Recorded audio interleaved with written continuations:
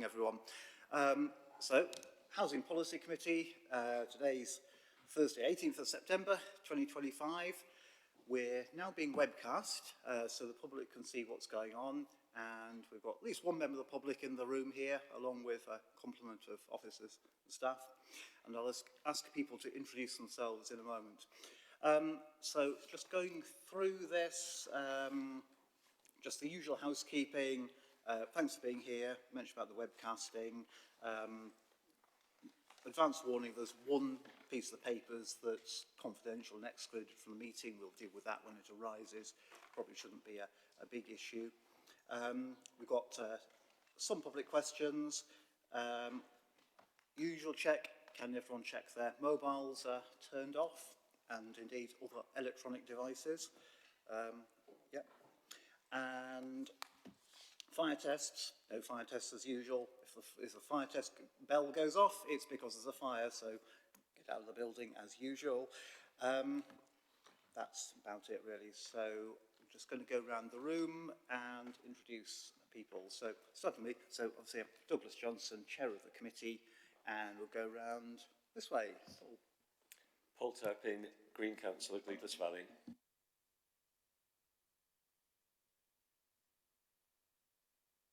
Councillor Penny Baker, Vice Chair of the committee. Rebecca Atkinson, Councillor in Durham-Totley. Thank you, Chair. I'm Richard Williams and I represent the Stannington Ward. Councillor McBride, Burley Ward. Councillor Alison Norris, Woodhouse Ward. Fran Belbin, Councillor for Firth Park Ward and Group Spokesperson for the committee.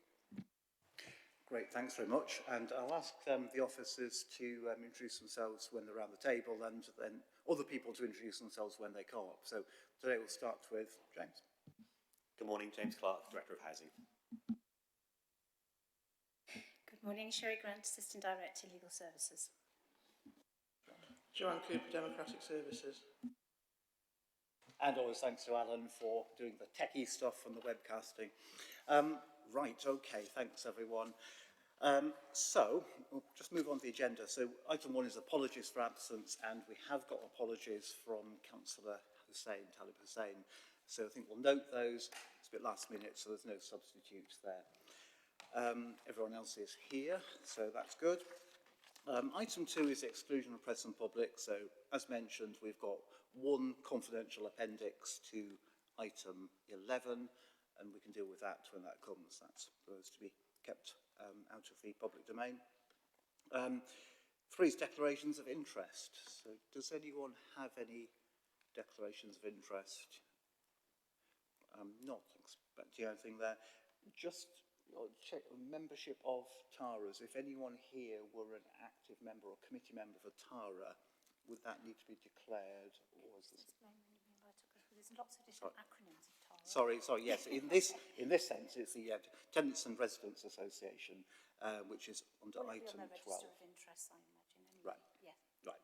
I think we got that reassurances. Yeah. Not an issue if anyone is involved there. Thank you for that. So no declarations of interest. That's great.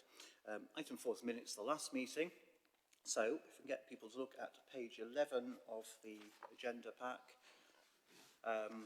This was the extraordinary meeting in July where we principally dealt with the allocations policy. But the minutes are there. Just want to see if we can agree those as a correct record. Is anyone happy to propose and second those? Fran, I think you're nodding and you're proposing those, and I'll just second those formally for the record. Everyone happy with that? Okay, minutes are approved. So item 5 is on to public questions. So we have got 2 sets of public questions. And I'm going to ask Joanne to help me out here and just remind me who's here. Am I right in thinking that Michael Brown is not here and Diane Leake is here? Correct. Right, okay, so we've got 2 questioners. So in that case, we should probably deal with Diane's questions first, because she's here, so that's always a priority. So, yeah, would you like to come up to the desk with the microphone? And I think you've asked that actually Joanne reads out the question, and if you want that, that's entirely okay. If you want to do that, I'll ask Joanne to do that, and then I think I'll give you a response, which I've prepared some notes on. So, Joanne, over to you.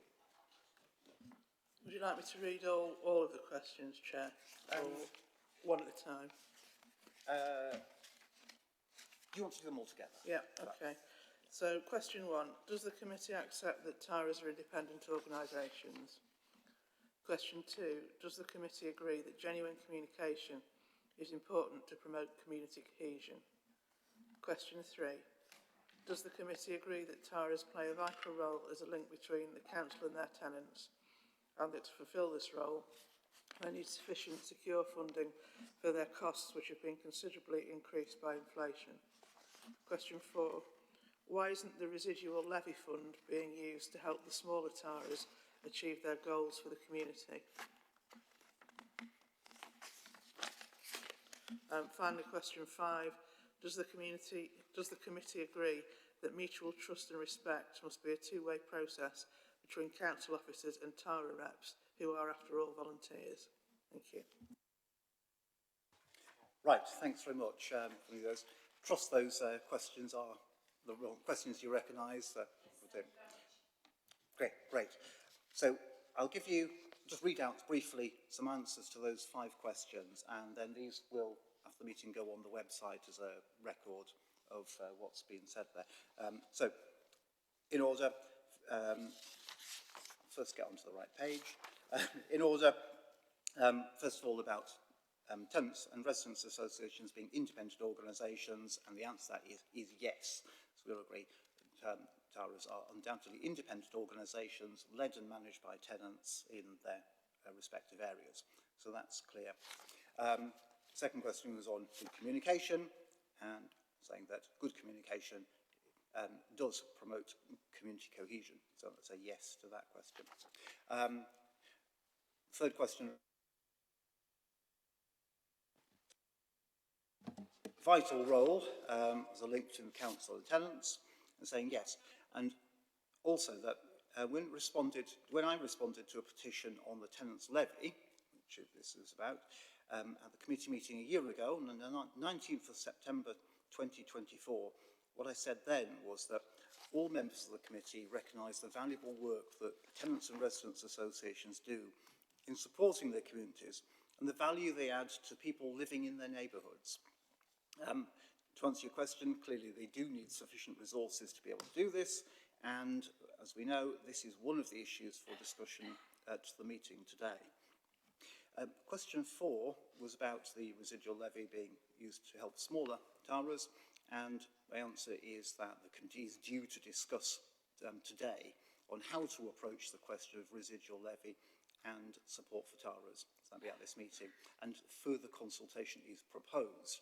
And you can find the report on that in the agenda pack, which is online. And then, final question is, does the committee agree that mutual trust and respect must be a two-way process? Absolutely, yes. So those are answers to your questions. Trust that's okay. You'll presumably get those in writing from either me or Joanne.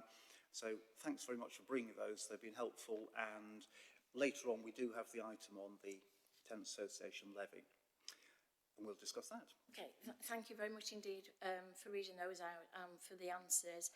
If I'm allowed to sit and wait until those items come up later.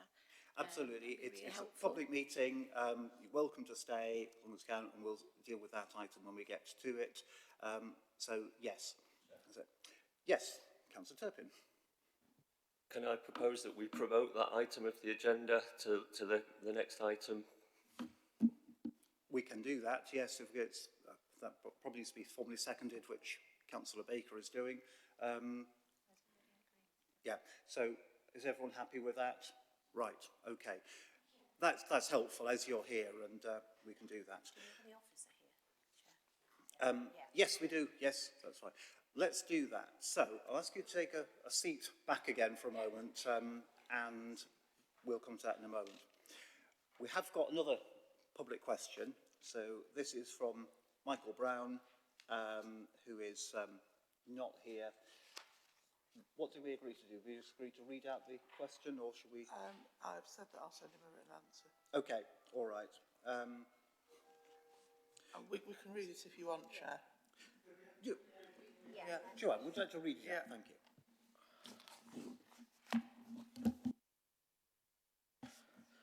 So questions from Michael Brown. Firstly, is the tenants' residual levy collected across the city, including in places where there are no tenants and residents associations to distribute funds? Second question, are new residents still being asked to pay the tenants' residual levy when they sign leases? Third question, how can tenants and community groups access their residual levy in areas which do not have a tenants and residents association? Thank you. Right, and I think in that context I should read out the answers because so we're all on the same page before we have the discussion on this. So first question is, yes, tenants' levy is collected from council tenants across the city regardless of location and regardless of whether or not there's an existing tenants and residents association at that point in time. And it's only described as residual levy internally when there's no TARA existing to receive it in that area. Secondly, all the new tenants are given the choice to sign up as to whether or not they wish to pay the levy. In other words, it's optional. And this includes in areas where there's no TARA at that point in time. And for the third question, as we know, the committee is due to discuss better ways in which residual levy can be accessed and spent to benefit our local communities. This will include a review of the community grants pilot currently running in the northeast of the city, and any new approach will be developed in consultation with tenants and within legal and statutory guidelines. So there's the answer. So I think that completes the public questions. Again, those will go on the website in due course. Right, okay. So that concludes public questions. We'll go straight to the tenants levy item as we're on that then. So let's take us to item 12. Darryl, I'm asking you to come up to the hot seat and take us through this. So for committee members, anyone watching at home, we're on page 119 of the agenda pack. Yes, I think over to you, Darryl. Would you like to introduce yourself with your role and take us through the report? So, obviously we have read this, but it'd be good to set out the issues as clearly as you can, and then we can open it up for discussion. Thanks very much. Thank you, Councillor Johnson, and good morning, everyone. And thank you for giving me the opportunity to talk through this paper, and I think rightly so, to bring it forward on the agenda this morning. So as you briefly already set out, there was a petition to the Housing Policy Committee that was made in September 2024, and the petition was around the increase in the levy to be considered to move from 10 pence to 20 pence per week. The Housing Policy Committee asked officers to go away and consult tenants on that issue specifically, as well as a couple of additional questions, which were around, should tenants in areas with no TARA continue to pay the levy, and should the housing revenue account be used to pay the levy on behalf of tenants in rent arrears? So that is the breadth of the consultation that has taken place in respect of that petition. The report within that contains all of the information that I'm sure you've had an opportunity to read, and sets out some recommendations in respect of that can be found in the report. So through the consultation, we had nearly 850 responses to that. We wanted to ensure that we'd got a really robust engagement with tenants and with TARAs. So that included liaising with TARAs directly in person to get views, and giving people an opportunity to have meaningful engagement with this issue through telephone, online surveys, and hard copy paper ones as well. The responses and the consultation overview is contained within the report, which you'll have seen. And as a result of that, the recommendations were made based on what tenants had told us. So the recommendations were that the levy wasn't increased and was set and remained at 10 pence, that the council continues to collect the levy in areas with no TARA, and the council continues to pay the levy on behalf of those in rent arrears. I think in addition to that, we've outlined some additional recommendations, highlighting, I think, some of the additional issues that we've discussed within committee, and obviously as per the questions that have been asked this morning and by members of the public that are not here today. So we're also looking for the endorsement around the development of the approach to increasing the spend of the residual levy in consultation with tenants, and endorsing the approach to providing additional support to TARAs to help them source additional funding from other areas as well. So I think I'll just pause there, because obviously we've had a bit of a run into this paper. If that's okay, Chair, and hand over to yourself. Yeah, thanks. That's very helpful there. And as you say, you're quite right to say that there's been a lot of work done. We've had quite a long run-in of both members and officers here. So, you know, from your point of view, I would say thanks for doing all the extra work and thinking about this behind the scenes. And to members who've been engaging with this, then thanks. It's quite a tricky issue. And possibly the controversial bit is because there's such a wide range of tenants associations across the city, all the different sizes, and some that are very active and doing lots of good things in the community, and some areas where we don't have TARAs at all. So let's open this up to questions. So we'll start with Councillor Dwyer, if you like. Yeah, thank you.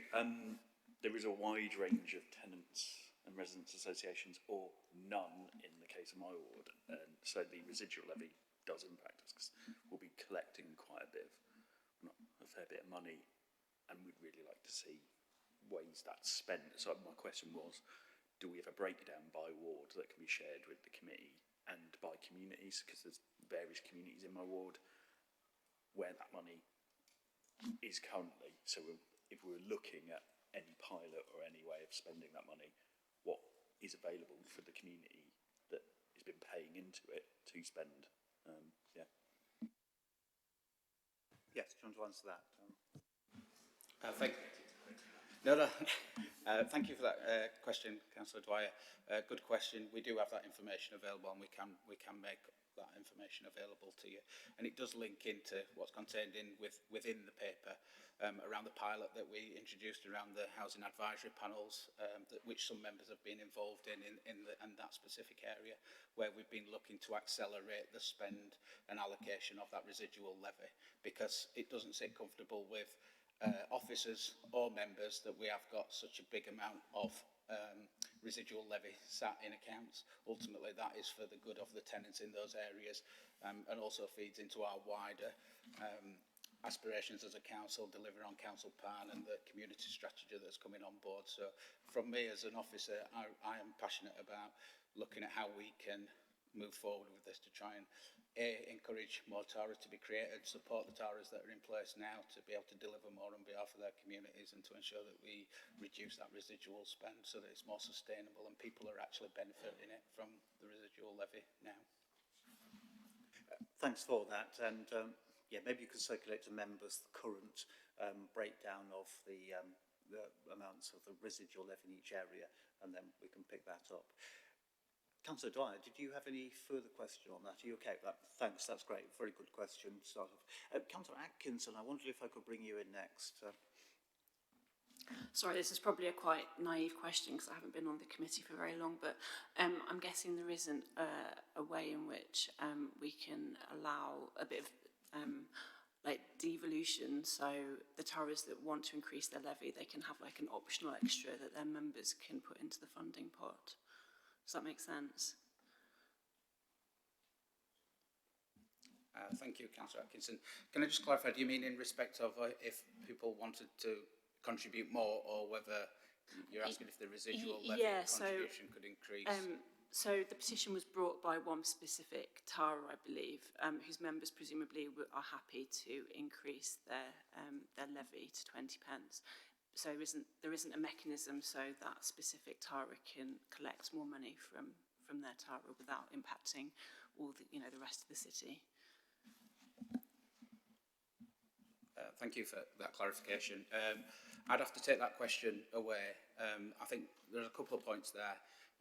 The TARAs are set up within areas, I wouldn't like to give a view on whether they are entirely proportionate views of every tenant that lives in that area, because I think we've received a lot of feedback through this consultation. Some people not knowing who their TARA is, whether they've got one, others being really positive around the impact they have. So I think it's not necessarily a line of inquiry in respect of making an assumption that that's entirely representative of that tenant base. I would have to take that question away though, if that's all right, 'cause I can't answer that one directly. Councillor Casson, I don't know if you want to follow up on that. I mean, it's just quite an important question, so it's a good one, about whether we can have different arrangements in different areas if the tenants in that area support it, or whether it's literally a one-size-fits-all question. So,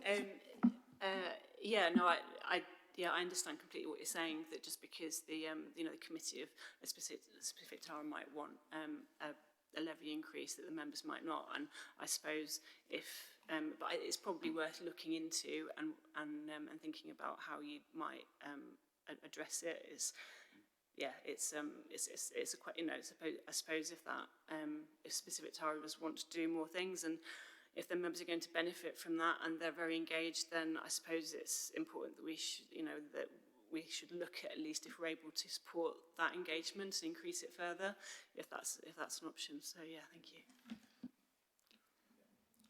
Thank you. Yeah, I think it's just pertinent point to point out a view on where we're wanting to move to within the housing service as well, and that's around.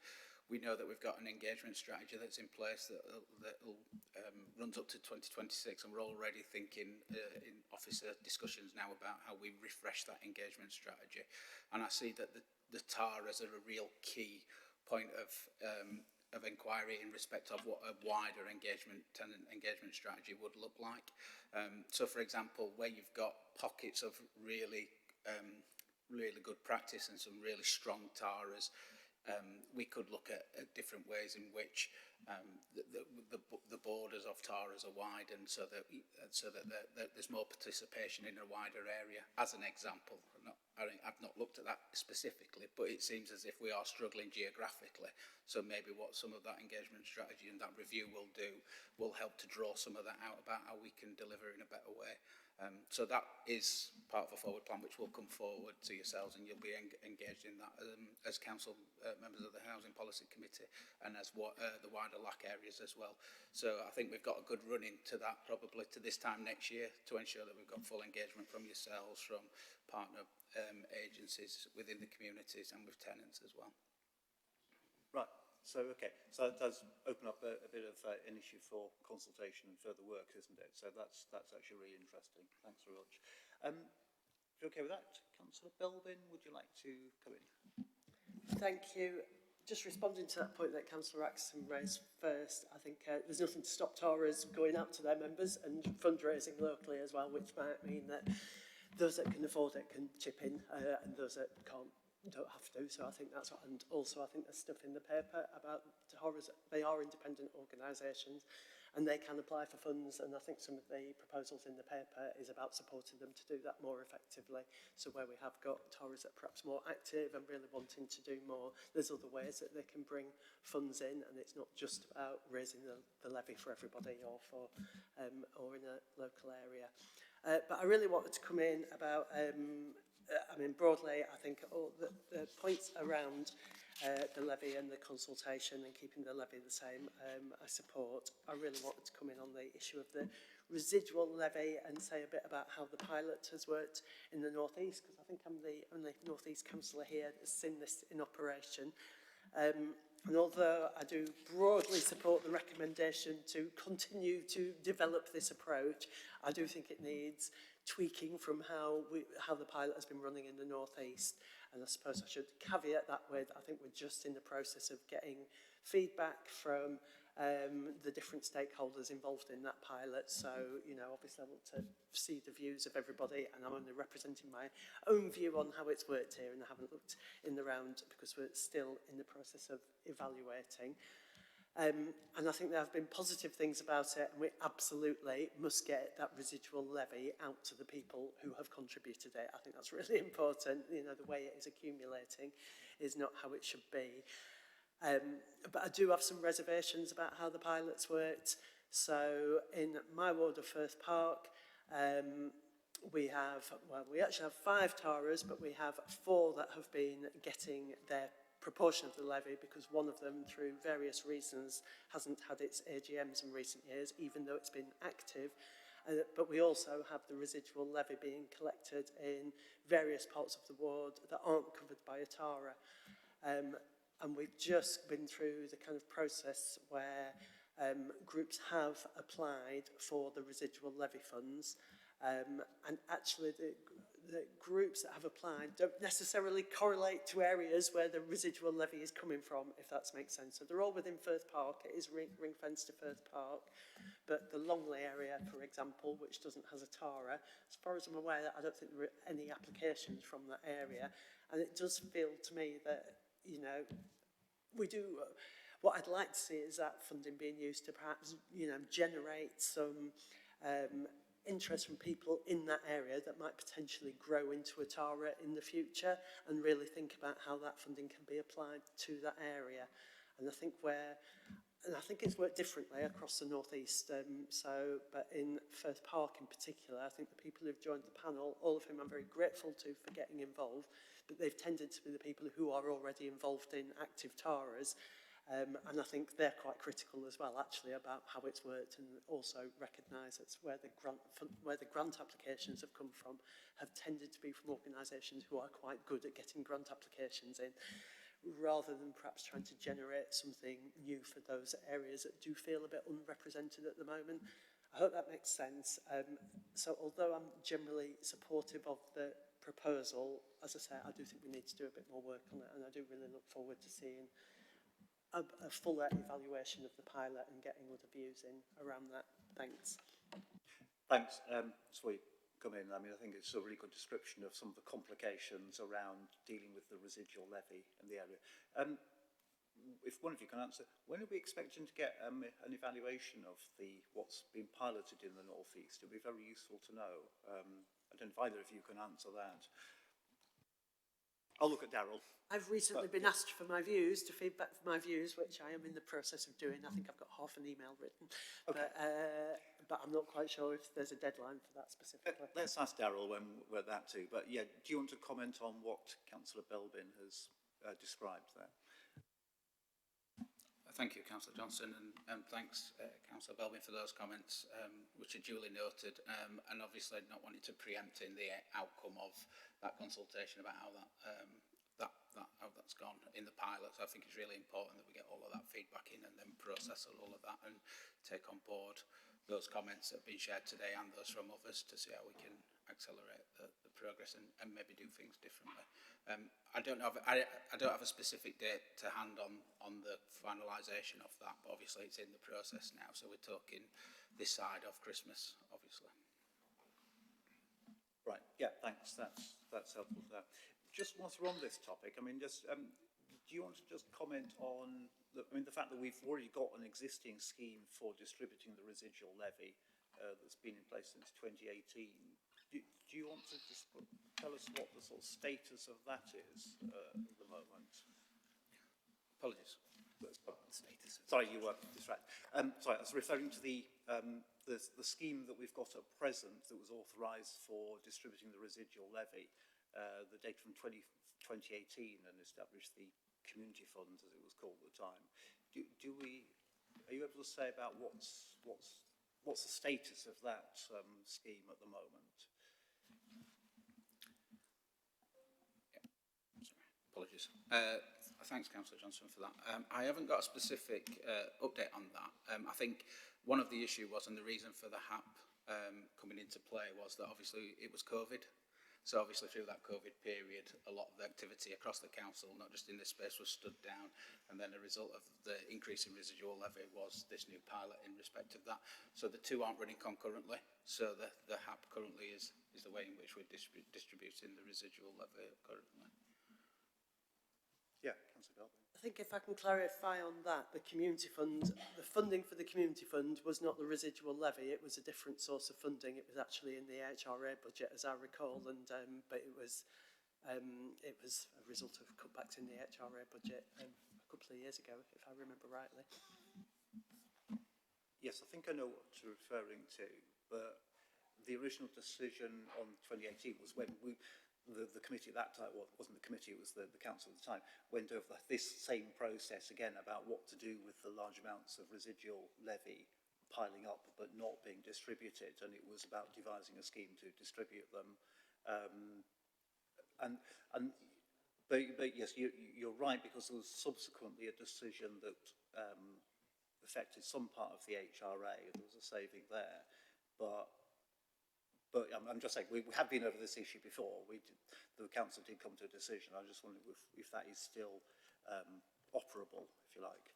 Is it? You may not be able to answer right now. It might be something to take away.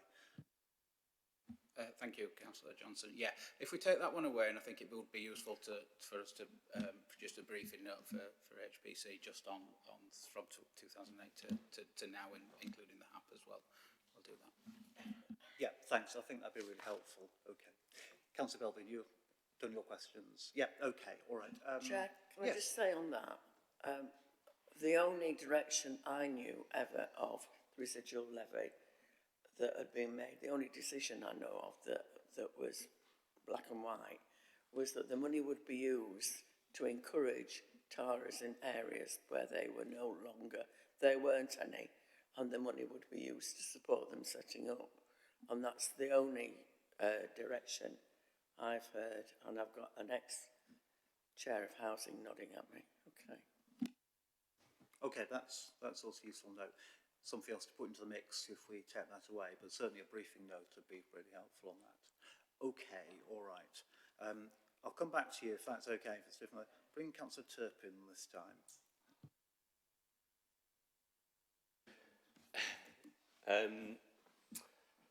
Gosh, I was completely unprepared. What was I going to say? 5 TARAs, Fran. We had 3 in my ward, but 2 have merged, so we're down to 2. But I thought that was quite a high number for one ward. Yeah, so a few things on this then. I welcome the proposals to kind of upskill and support TARAs in their work. I would say I think it's going to need some work that I think probably all of us would like to be involved in with the residual levy, and when we talk about using that to set up new TARAs, you know, if a TARA set up, that would be their money. So, you know, to give them then a diminished pot to begin with, it just feels a bit funny. I do think it's important that it's spent in the area that it's raised, but it's I look forward to seeing the feedback on the pilot. In regards to saying rather than increase the levy, that TARAs are entitled to do their own fundraising, of course that is true, but also, you know, for anybody who has led a volunteer organisation or been involved in fundraising, that can be quite an arduous affair, and if you can give a few hours a week to a voluntary organisation, then surely that should be spent on providing some service to the people that it's serving, rather than spent fundraising.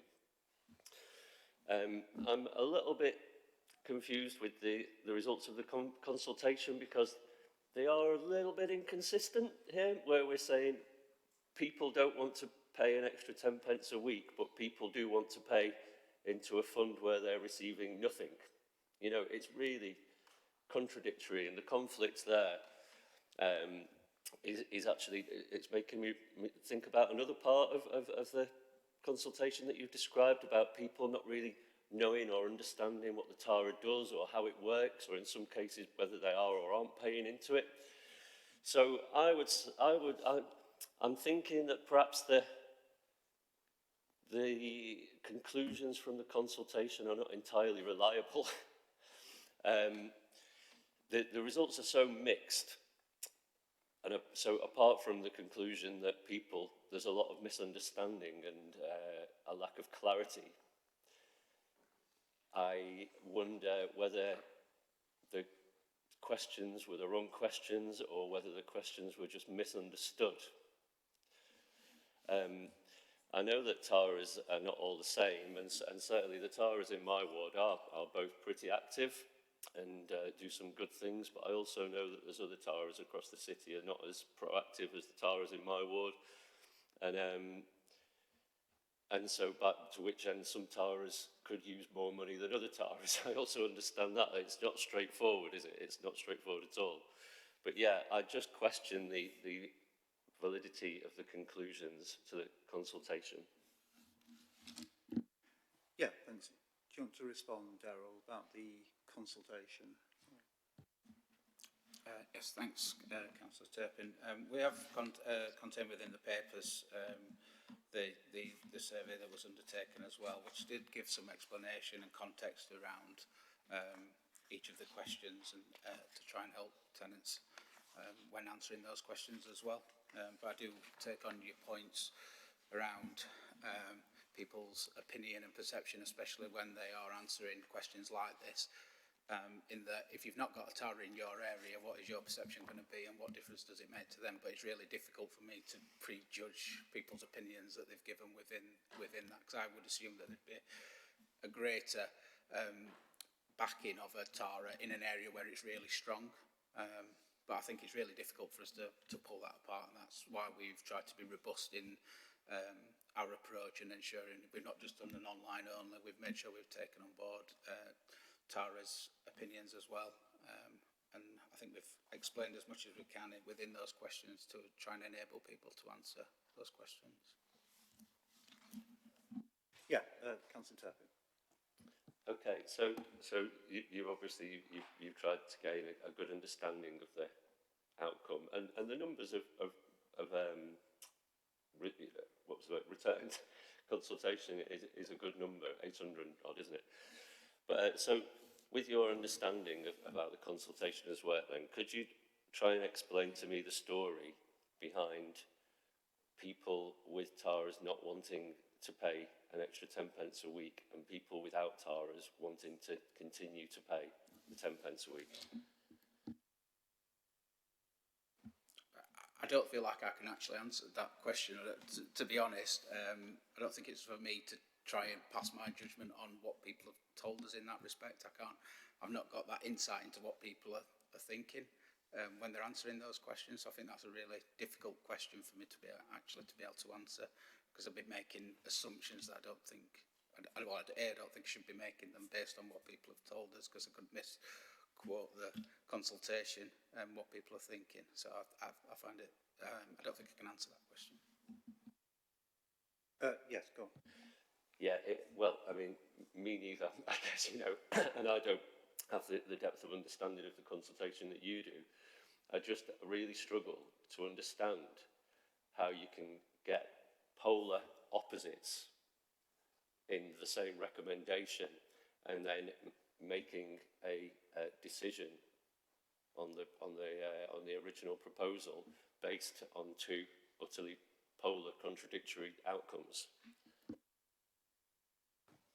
James, I'll bring you in if you like, but I mean, actually there is a serious issue, isn't it, about the sort of apparent internal contradiction to this, and maybe the conclusion is what Daryl's just said, that we actually don't know. The question I'd want to know is, what have we actually learned from this consultation? James, yes, over to you. Thank you, and it's a good point, Councillor Turpin. I endorse Daryl's view. I don't think we can second guess what people have told us. I think another reading is we had a majority of tenants across all questions backing the status quo position. And you could argue the status quo position is contradictory, but the status quo at the moment is it's 10p across the board and there's a residual levy in areas without a Tara. I think that's another way of reading it. I think my broader reflection on this, and it relates to an earlier comment Daryl made, is this is only kind of one part, or can only be one part, of how we engage with and are influenced by and share information with our tenant base. I think that's particularly the case for two reasons. One is, as we've heard already, there are not as many Taras as there used to be, so there are parts of the city that are no longer covered by Taras, and we need to try and address that, but I think we also need to be alive to the risk that there may permanently be areas of the city where there aren't Tara coverage, and we need to ensure tenants can influence us in those areas. And secondly, there is a new regulatory standard called the Transparency, Influence and Accountability Standard, which we are subject to, which implies a certain range of tenant engagement and influence mechanisms that go beyond TARAs. Hence why that piece of work Daryl's referenced, which is how does our tenant voice and influence strategy look, one the current runs out in 2026, is such an important part of, such an important piece of work. And what I can do is commit to the committee that as we do that piece of work, we will want to do kind of widespread and deep engagement with our tenants to really understand, Councillor Turpin, what's behind their views on things like this, because we can't do that through a kind of quantitative consultation mechanism of the sort that we use for this. Right, thanks for that. Just seeing where this is taking us. So, first we're alluding to the fact that there is, I think under any circumstances, there's going to be more consultation with tenants and so on. I don't think it quite explains why we've got that inconsistency there. I mean, you said that there's preference to maintain the status quo, but I mean, that's not a question that was asked, was it? I think with all these consultations, there's an issue of you get the answers depending on the questions you asked, and the questions were not framed in the similar way on both those points. So, does anyone, other member, want to come in on the consultation issue on this one, whilst we're on this topic? Because it's something that has vexed us a bit. Councillor Atkinson, yeah. Yeah, it was just very quickly. I mean, I haven't seen the questionnaire, but did you specifically? So you said that there was 84 were from TARA committee members. Did you ask all the respondents whether they're in TARA areas and non-TARA areas, and do you have a breakdown of responses from those two groups?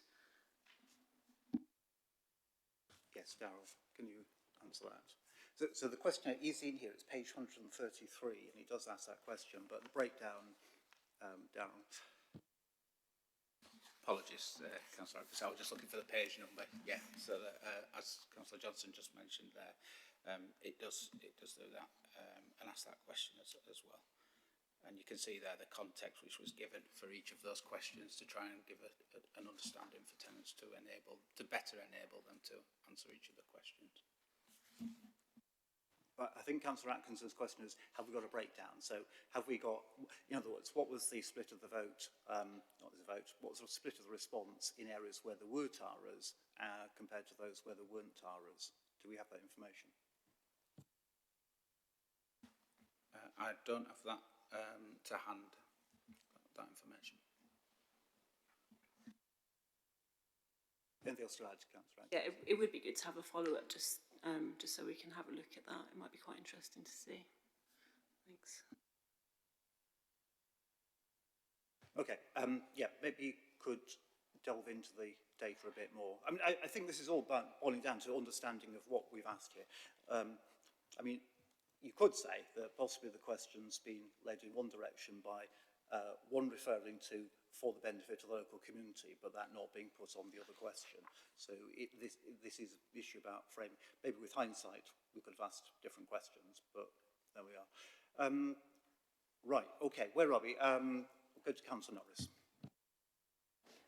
Thanks. I'm glad to hear that the results of the pilot are coming before Christmas, but it would be good to get it pinned down when it's coming and how we action it, because this has been rumbling on for over a year now, and we're all agreed that members and officers, that we want to get the levy used, but we want the residual levy used, but we want it effectively used. So that was one request, and the other thing was I welcome the package of idea of a package of support for active TARAs. I wondered if they've been consulted about what kind of support they'd like, and if not, are they going to be in relation to the support we can offer them? Thank you, Councillor Norris. Just noting those comments, I think that's all wrapped into my earlier comments around the recommendations about that support and what that looks like. So I think there's an acknowledgement of how we need to operate with TARAs moving forward and developing this space. So I think part of that is what I was talking about and referencing earlier. So I've not got a specific answer for you now, but I think that is the key piece of work, is how do we work better with TARAs that are in place? How do we increase the number of TARAs? And how do we, at pace, look to use some of that residual levy for the good of the communities in which pay? Yeah. just be, you know, some sort of timeline of work to give a sense of when we can expect further information to come back and final decisions to be made would be really helpful. Thank you. Sorry, apologies. In respect of the pilot, yeah, so I think we're looking to get that wrapped up the middle of October, that report, and then we'll be looking at those next steps specifically in respect to that. So we should have something to report into in that sense. Councillor Norris, you okay with your questions? All right. Councillor Baker, do you want to come in? Thank you, Chair. I think when we start talking about TARAs, we don't start talking about one entity, because every TARA is different, totally different. In fact, if they, you know, some from different ends of the city are different enough to be that one's raising money for themselves and the other's raising money for the others, it's really hard because we're in such a big and diverse city. So different TARAs will need different help and different support. We've moved from Tenants Association to Tenants and Residents Associations. Our estates have gone from being huge to being smaller. We have loads of sundry properties that don't get included in this, but most of them pay tenants levy. But when you've got two properties that are council properties and you might not have another one for 2 miles, then this is going to happen. So we're going to have to accept that there are differences. What we need to have, what we need from TARAs and what they need from us is help and support to be the item that is needed in their area, so that they can say that they can bring in, if there's a lot of children there, they can bring in different agencies to have fun days, for example, that they've got the money or they've got the ability to raise it. So really what I'm saying is we need to support them to be what they want to be and to develop into the commodity they also want to be. As far as the residual levy is concerned, it's really difficult because we've had TARAs in areas that we no longer do, and yet we have TARAs in areas where we've never had them before. So we need to, and they need to make the decision where their money is spent. And I think this is what really matters. This is residents and tenants' money. They've paid it in, and right from the beginning, the buzzword is their money, they spend it. We don't. We can help them spend it in a way they want to spend it, but we can't tell them how to spend their money. So what they need from us is help and support and advice, and what we need to refresh in this modern day is what that can be. And perhaps that's not just giving them the odd laptop, which in some areas I've seen, and we've upgraded them. And it's very patchy how much help and support they do get. So perhaps what we should be looking at as part of this is what help and support is available to TARAs. How many TARAs take that help and support up?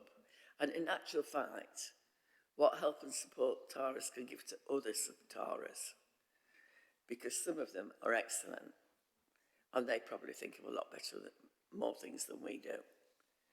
It's good to know that we've got TARAs being set up in areas. Now, again, we have got several new ones going through, I know, which is excellent news. And I think we've got to be prepared to say that we perhaps ought to learn from lockdown and put some more of the stuff online, but only as much as TARAs want, if that makes sense. Some of the meetings some of us go to online from TARAs is what we all know as the usual suspects. And that's hard, because when people have been around for a lot of years, they have a lot of experience to give, but perhaps we need a fresh outlook on a lot of things. So I think we ought to open our ears the other way around. And so we're listening to our TARAs. I think the recommendations are broadly right here. I do know TARAs, I only have one TARA in my huge area, but I know they support certain things within their area and we support them of the things they want. So money's flowing in and out in different directions, which to my opinion is the right way it should be, because it's about community, and Tara's a part of the community. I know I've gone around the houses quite a lot, but we've got a bit bogged down with statistics and we want to talk about people. And this is what we're talking about. So going forward, how can we support Taras? What information, knowledge do they need from us? What training they might need from us, because we've given them training in the past. And what training they might be able to give us is another way around in saying it. We need to make sure there's some residual levy there, citywide, if there are Taras there to support the setup of those, and we need to perhaps do some proactive work on setting up Taras, because they're very much part of the communication of our city at the different levels, and they really matter. So I'll shut up. Thanks, Chair. No, thanks. There's quite a number of good observations there. I don't know if, Darryl, you want to come back on any of that. I wonder if it would be helpful to address some of the questions about what is actually being done to support Taras in that way, and what's proposed under the protocols outlined on page 124. That would be useful, which is the section on what's proposed under section 2.22.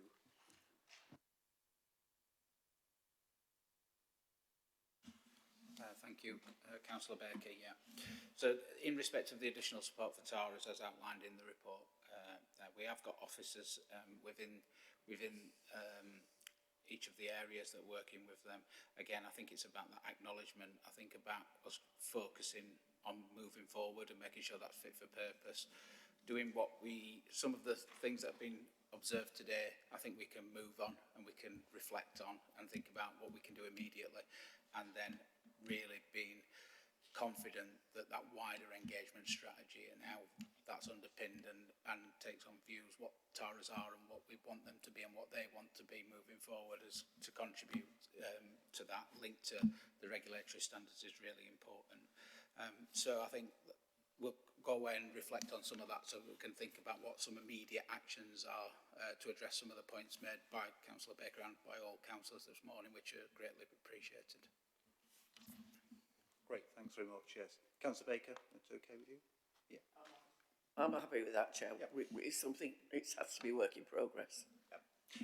I think it's really good that there is going to be further work in this area, and presumably at some point we'll have to talk about resources if there's going to be more resource put into that area, but I think that's not necessary for today. Councillor Williams, you wanted to indicate? Thank you, Chair. Yeah, and thank you for the report. It's very, very enlightening. Just a very quick question to start with. With your consultation, how of the 840, how many were actually online? I mean, you don't need to give me the answer now, but I'd be quite interested to know how the split is. Thank you, Councillor Williams. That's covered on page 126.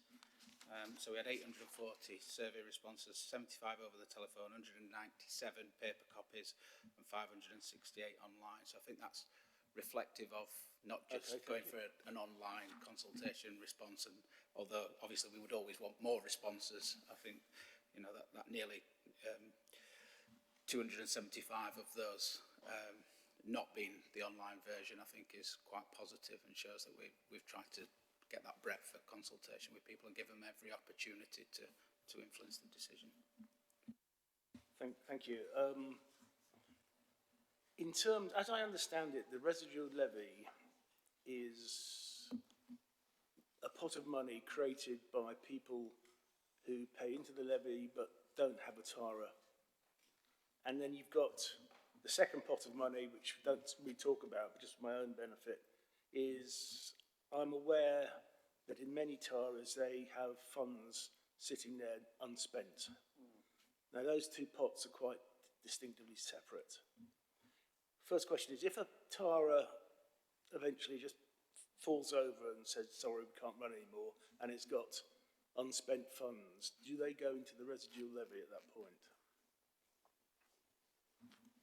Thank you, Councillor Williams. Yeah, those funds, because they are paid over periodically to the TARAs, so they're held on our behalf. So I am responsible for approving those payments over to TARAs, so they are regular payments. So there'd only be minimal risk in that sense, and then obviously we'd engage in that respect if there are any additional monies, or you know, it's not as if everything's front loaded or anything in that respect. So yeah, it would then drop into there, because essentially you've then become an area with no TARA again.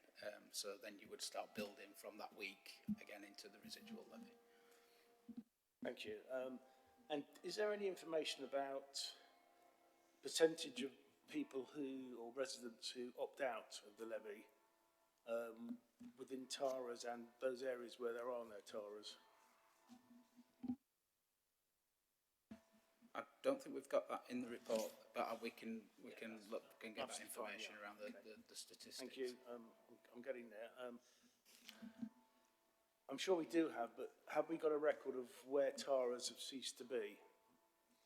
And is there any, sounds very commercial, exit survey done with people? I recognise they're volunteers and their time is their time, and you don't have no right to ask them, but is there any scope for finding out why a TARA failed?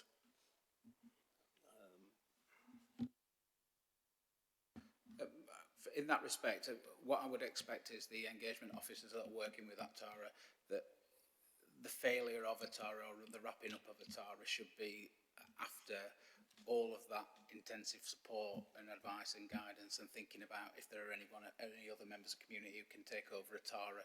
So by that point, I would expect that we've got a really good position on the reasons why.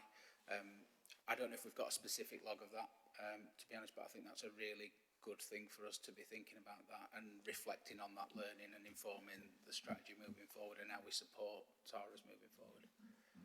Thank you. And is there any form of sharing best practice? So obviously we have some TARAs around the city which are thriving, really doing a good job for their residents. We have some TARAs who are struggling, and then we have areas without any TARAs at all. But just in sharing, do we actually at some point formally as a council get the chairs of the TARAs together and say, right, what's working, what isn't working, where's your successes, where's your failures, you know? Thank you for that question, Councillor Williams. Yeah, I think, there's some of that happens periodically. There are opportunities for TARA leads to come together. We had the event fairly recently in Tenant when James started in post, and Ashman chaired that as well. I think that's all part of the learning. So I've got quite a few personal views on some of those type of activities about how we put more structure around it. I think at the moment it's probably a bit more organic, relies on our officers, locality based, but we need to be thinking about what does that wider picture look like, and how do we pull that good practice from each of the areas and get that learning and get a bit more of a champion kind of approach to that. So I think that in my mind is something that will come out of an engagement strategy and working with TARAs and asking them more about what's working well, what do they need more of, without trying to preempt what the outcome of that. My final one. Do TARAs have terms of references? And are they universal, or do they get to decide on what their terms of references should be? Thank you, Councillor Williams. The tenant and residence good governance requirements are all set out within a document. It's a lengthy document that's available, and that sets out all of the process of setting up a TARA, the expectation, and all of that in respect of all of those questions. So that's to which we support the TARAs and to the expectations of the TARAs in that respect. So that's where you should drive out that consistency in approach. Thank you very much. Right, thanks. Actually, also some really good questions to sort of bring out what some of the issues are there. And I think it's very good that there's going to be quite a bit more work going on about in this area, because this has highlighted a lot of the real complexities about in what ways we support TARAs. We say we support TARAs, but does that happen in practice, and to what extent? So that's good. I know we've gone quite a bit. Does anyone else want to raise any other questions or discussion on this bit? Sorry, one last one, Councillor Turpin. Thanks for indulging me. So I've just been looking at rates of inflation, And I'm just thinking that the number of from 10 pence to 20 pence seems really arbitrary, and I guess based on the number in the petition which triggered this piece of work in the first place. So we've got a Tara saying we can do more than we can afford to do, we need more money, that's not gone up in over 10 years. And then we've come back and said, no, as the chair just said, are we actually supporting the Taras? And so there's various ways of looking at this inflation, and the consumer price index is saying 10 pence 10 years ago is worth 14 pence now.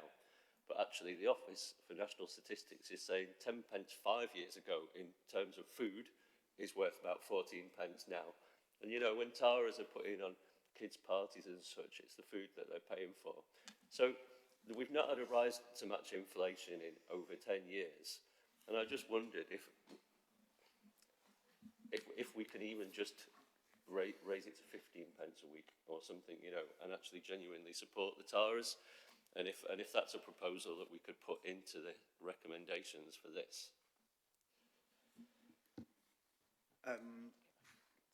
Yes, I mean, Darryl, did you want to respond to that first of all? Or Sherry? Darryl, if you for any comments first. Yeah, I've duly noted, Councillor Turpin. I don't think many people will argue with that in respect of inflation. I'm just thinking, Sherry, if you want to come in at that point. Yeah, I think obviously we've gone on consultation, so we'd have to go back to reconsult if you're amending the recommendation to require, I would assume it is a statutory. I'm not a recommend consultation response that you've done to the policy. So is that right, Dan? Well, shall I bring in Fran on this one? Oh, we're going out to consultation. Sorry. So we did one consultation. It's not statutory, is it? But okay. Councillor Belbin, do you want to comment on that? It's just that we did specifically consult on 15 pence. It's in the questionnaire. Tenants were asked if they wanted it raised to 15 pence or 20 pence a week, and they've responded no to both. So.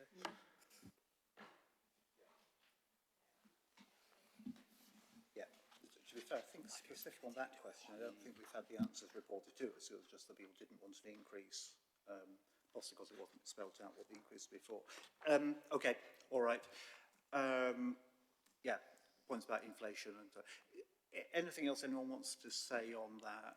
James, are you looking as though you want to say something? No.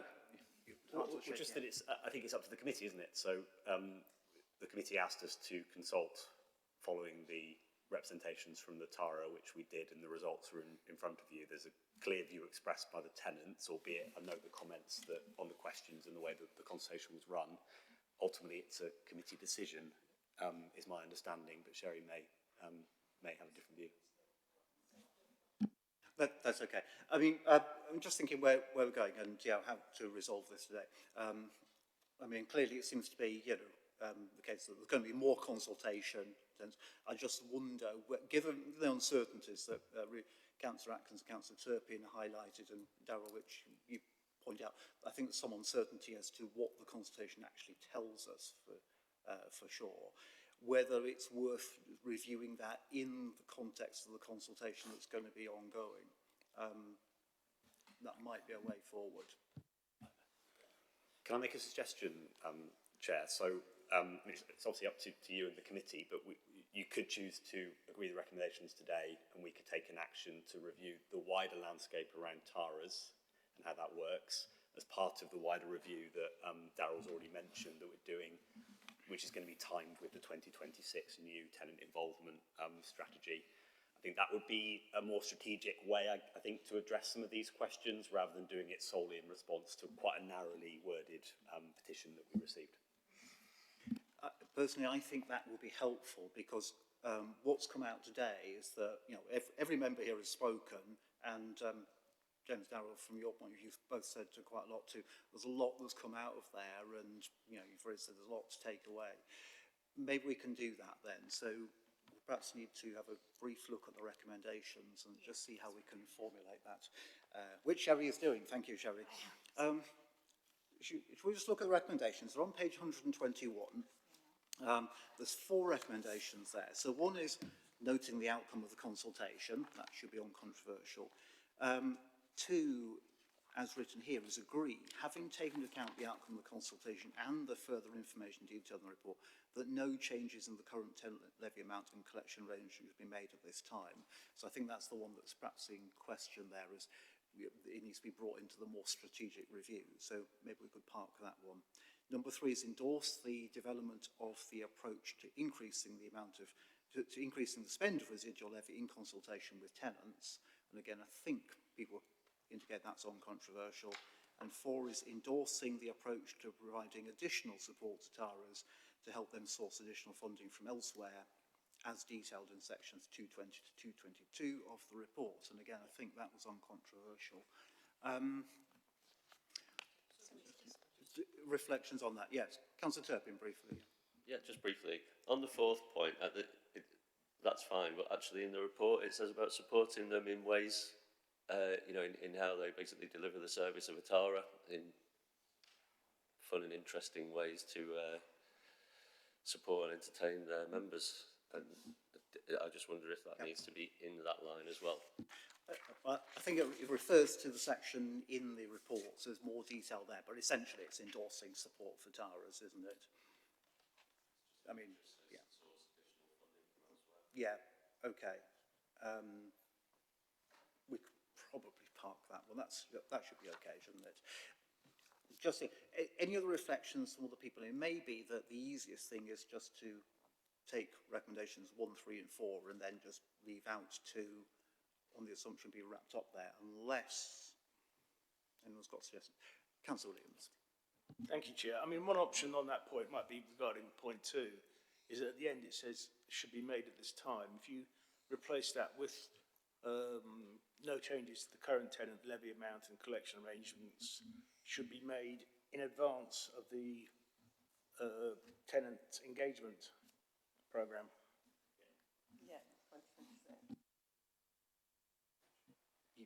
I mean, that would possibly work, yeah. I mean, we could just make no decision on making no decision, but equally could do that.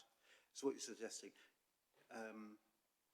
so delete the words at this time and put in advance of the yeah, tenant so engagement. It would be in advance of the wider review of tenant engagement. Yeah. Full stop. Do that or do a suggestion of 15th. I've just read.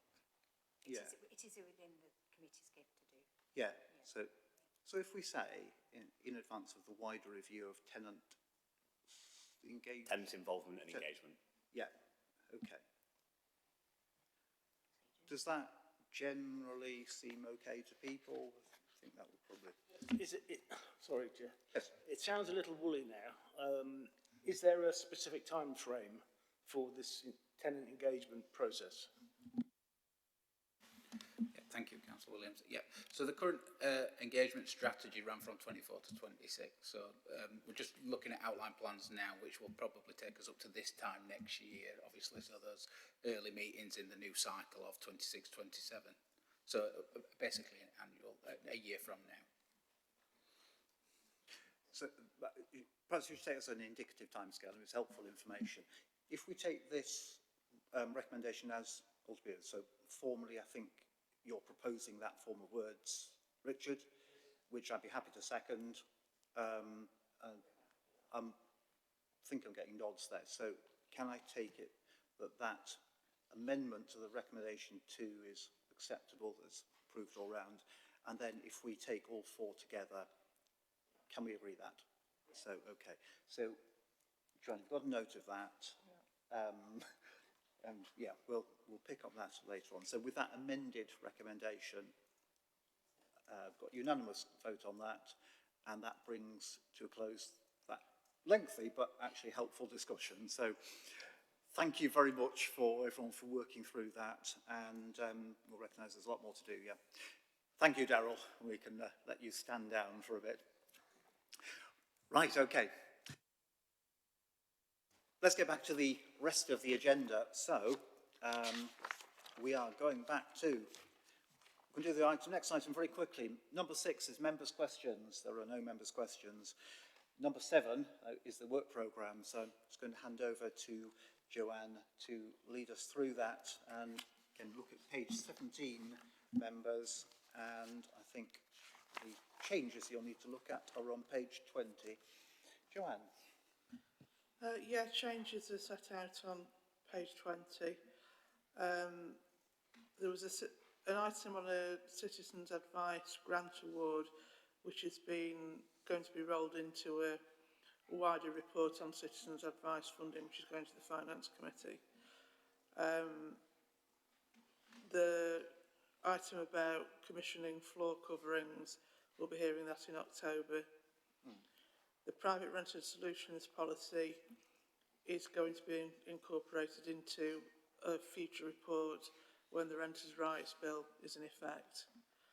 And the compulsory purchase order on Newmark Street, which we were going to hear today, has been moved into the pending items at the moment because some more work needs to be done on that. Then the housing capital final position, which was still on at the draft agenda on the draft agenda stage, will now be at the next committee as the report wasn't quite ready for this time. That's everything I've got to highlight. Thanks very much, Joanne. Yes, and you mentioned the capital programme outcome report, didn't you, which is not listed on this page, but was scheduled for this meeting. It's on the work plan, so we're proposing to bump that off to October, aren't we? Councillor Belbin, you had a suggestion. Thank you. Yes, you've mentioned moving the private rented policy into a wider discussion about the Renters' Rights Bill. So I just wondered, for the December meeting, we've got an item on the review of private housing standards, intervention and enforcement policy, and does it make sense to also move that into that wider discussion? Do we have any sense of when that wider discussion will take place? And the other thing just to note is that the October meeting agenda feels really full. Well, the December one looks relatively light, and especially if we do move that private housing standards item, looks even lighter. And I do wonder if we need to, I'm not sure how time sensitive some of this stuff is, but I do wonder if we need to balance out those two meetings a little bit more, because there seem to be quite a lot of quite meaty items coming to October, and we want to be able to do them all justice. Yes, absolutely. Yeah. Well, just on that last point, I mean, I will talk with officers as chair and talk about some scheduling of items if need be.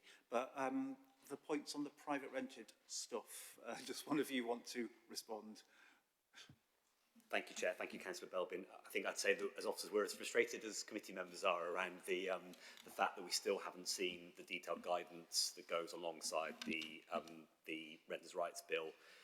We don't think it's worth bringing the policy to the committee until we've got that, because it's so interlinked. We are really hoping, not least because some of the provisions are implemented from early next year, that by December we'll be in a position where we and other local authorities have got clarity on what's expected of us as a local authority, which is why that kind of wider discussion is earmarked for December. Councillor Belbin, I think it's a really sensible suggestion that if we can theme the meeting a bit, so that's either combining the papers, although they are slightly different things, or at least having them on the same agenda next to each other, that would obviously be preferable. So we'll try and achieve that if we can, subject to that guidance being issued. Yeah, thanks. That's really helpful. I don't think that needs to be formal change to work plan, but Councillor Williams. Thank you, Chair. Just very briefly, I guess it's a matter of, I'm concerned about some of the terminology. We talk about removing items rather than moving items. And for example, take the example of the private rented solutions policy. We're saying we're removing it, and if you don't actually read the note, then it sounds as if we're just parking it. And the precedent, I think, is the one below it, where we've moved something and we've moved it to pending. So I would much rather not use the term removed, use the term moved and put it in pending, if that makes sense. Valid points. I don't know if Joanne, you want to comment on the terminology that's used. Yeah, it's just an attempt to be clear. So if you think there's a clearer way of doing it, then yeah, by all means. I mean, there is a difference between things that are taken off the programme for discussion by the committee, which are removed, and those which are being deferred or pending, and they're moved, so they're still on a work plan. So we still propose to discuss them at some point, but just not now, or maybe no specific date. Okay. Should we just take your comments then? It's just worth mentioning that in democratic services we have been discussing that we do need to start making sure that we've got reasons for things being moved or removed or whatever. So hopefully there will be more clarity when we start ensuring that that's included in the reports, because we have realised there's a gap there for some items. Okay, thanks. So just to move things on, shall we, do you need to come in now, Councillor Turpin? Yeah, do then. I wouldn't have put my hand up if I didn't need to come in.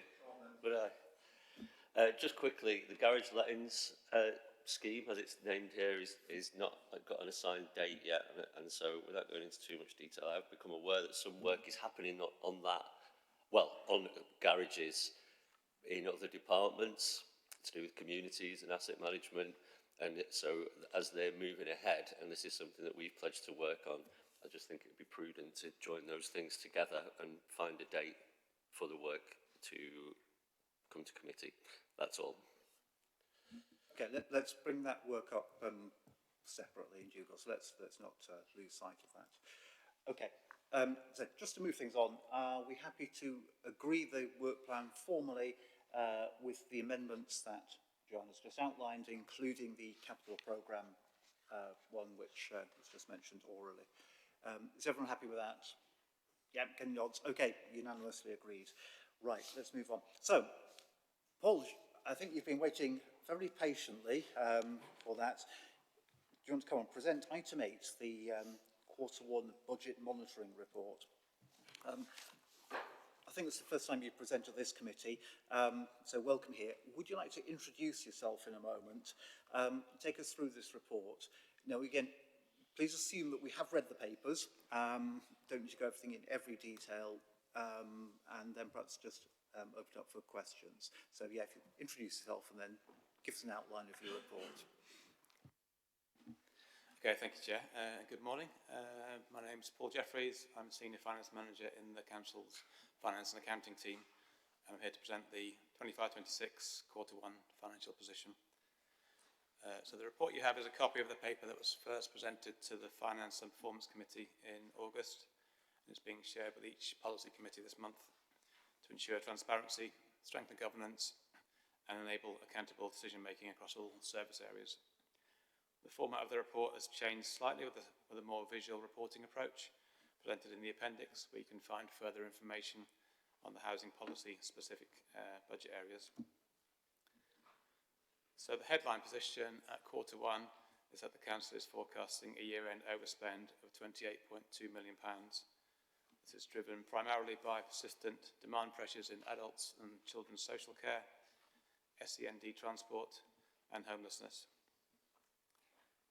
To partially offset this, £22.8 million of corporate mitigations have been released into the outturn position.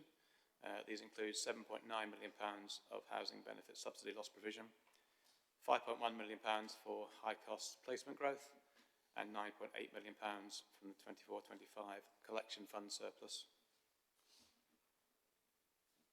So the Housing Policy Committee is forecasting an overspend of £2.5 million against a net budget of £12.2 million. The report shows this is almost entirely down to the temporary accommodation costs, which have a forecast spend of £3.8 million against a £1.3 million budget. However, the trend in spend in this area is downward due to reducing placement numbers and lower average nightly rates following successful negotiations with providers. The forecast does assume a continued downward trend for the rest of the financial year. So as long as this is maintained, the forecast will stay as it is now. If the trend is maintained, this will hopefully result in a much more favourable outturn for the 26-27 financial year. The housing revenue account is forecasting an overspend of £7 million. This is primarily due to increased cost pressures and demand on the repair service. These pressures include the reduced capital programme leading to more ageing properties and more responsive repairs, above inflation rises in the cost of materials, additional works to comply with legislation such as mould and damp, an increase in properties being handed back in poor condition, resulting in more repair work, and all of the above factors have resulted in increased use of subcontractors.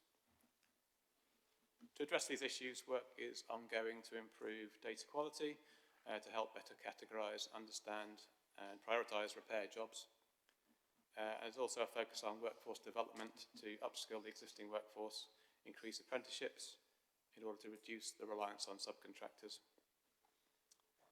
In addition, a review of the extent to which repairs spend can be capitalised is also being undertaken. It's anticipated that this will reduce the in-year overspend. The report covers some of the targeted recovery actions and corporate spend controls across the Council.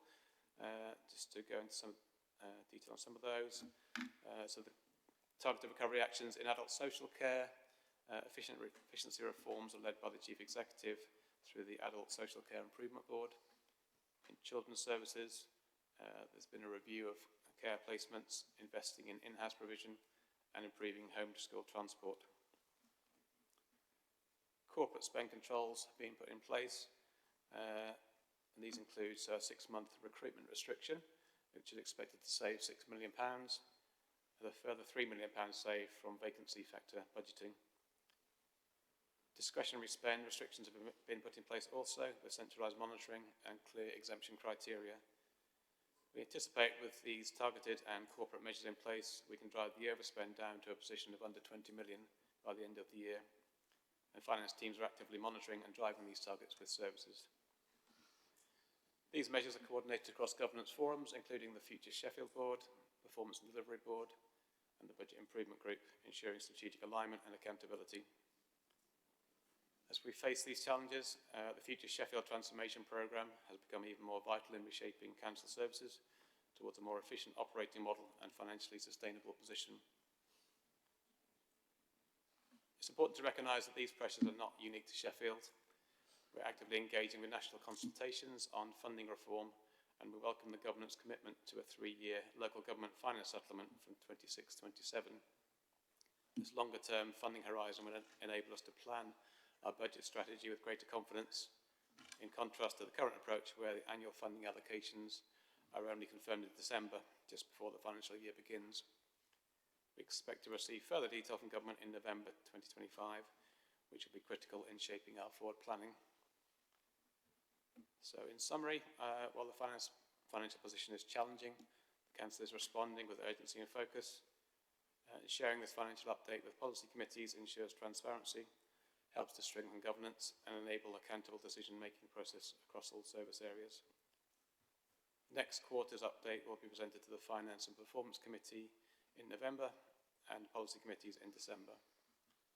Happy to take any questions. Thank you. Thank you very much. As I said, challenging, certainly, but the Council's responding. To be fair, I think that, this is all, the overspends we're looking at here are ones that, people in this committee will be familiar with, and certainly people on other committees will have had the similar information there, so it's very important to note. I'm not seeing any immediate questions, and because this report is just for noting, we could move to that, but I am seeing a question now. So, Councillor Dwyer. Yeah, thank you. I think you answered one of mine, which was about the 2.5 million overspend in temporary accommodation, how that compares to trend. But it'd be good to see the data on that compared to last year, but also then a trend over a 5-year. Like the direction of travel feels better and we're getting it into line.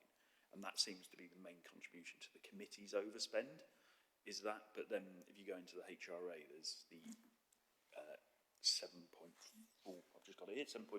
million overspend, and then you've got the 1.63 million overspend in tenant services. Again, some like looking at furnishing accommodation and some other stuff. And I was wondering where that sits on the allocation to committee chart in the recording in this data that's presented to committee, because that's quite a significant overspend, but it's not from the revenue budget, so it's not being reported in the committee budget on that table.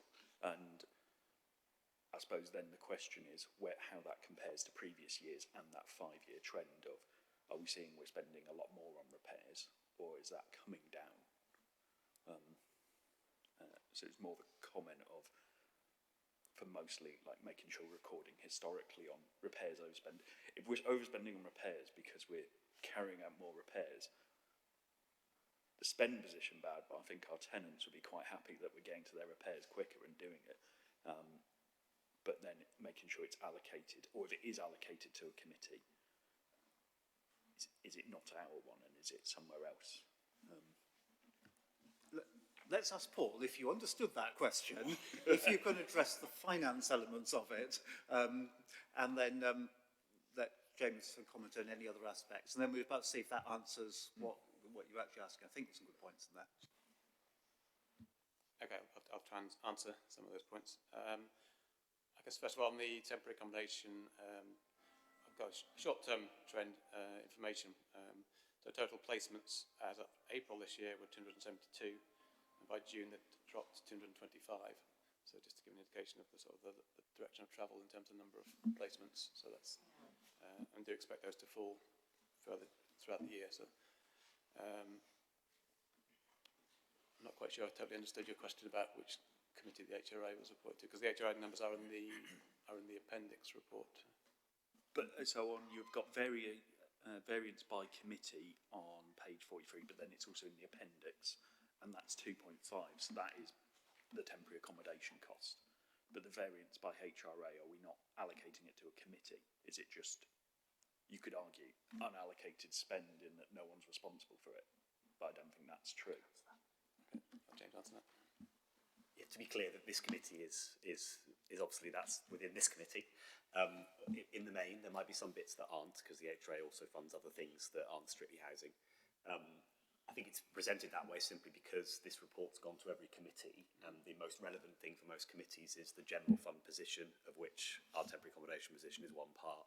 I was just going to say another couple of things in response to your really, really helpful questions, Councillor Dwyer. Firstly, on the tenant services overspend, the bulk of that is temporary accommodation and furnished homes.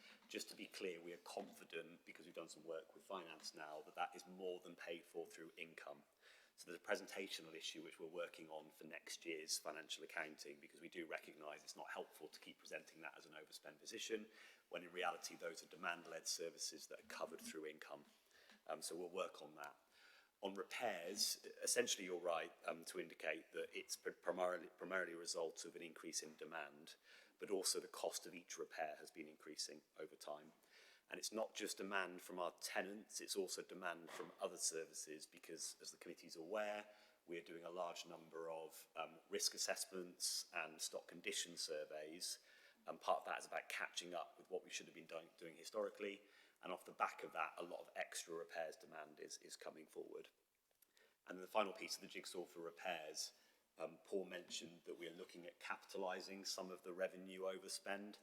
I think that's an interesting indication into the other piece of the jigsaw, which is we haven't been spending enough on capital improvements to our properties. So our repairs service has been picking up some of those issues reactively. A good example is roof repairs, where we haven't had a proactive roof replacement programme. So the repairs service has been doing roof replacements via responsive repairs. Thanks, that's helpful, Clifford. Does that help answer the questions? Yeah, very much so. It's just, I think, for clarity, potentially, that HRA spend needs to be allocated to a committee. And it will be different for each committee. Others, it won't affect their report, but for this one, it very much does. And seeing that trend going forward. Yeah. Important point, Jen. There's presentational issues being worked on, because this seems to be a different format to what we've been used to before. So there we are. Okay, Councillor Williams, did you have a question? Yeah, thanks, Chair. Thank you for your report. I guess the way I read it is that one of the major elements that's undermining budgetary control is the council's inability to deliver the savings it thinks it can. Now, in terms of housing, we said we're going to make some savings along the way. Are we confident that those savings that we say we're going to make, And also, on the other side, is there a danger that by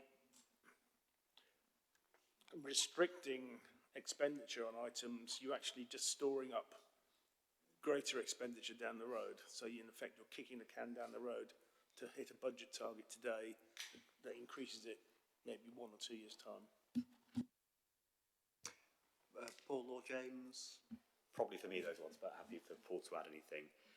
On savings, there is one saving I'm aware of that was previously committed to, which from from memory was a £200,000 saving around community buildings, which won't be achieved, and later on this year we'll be asking the committee to formally release that.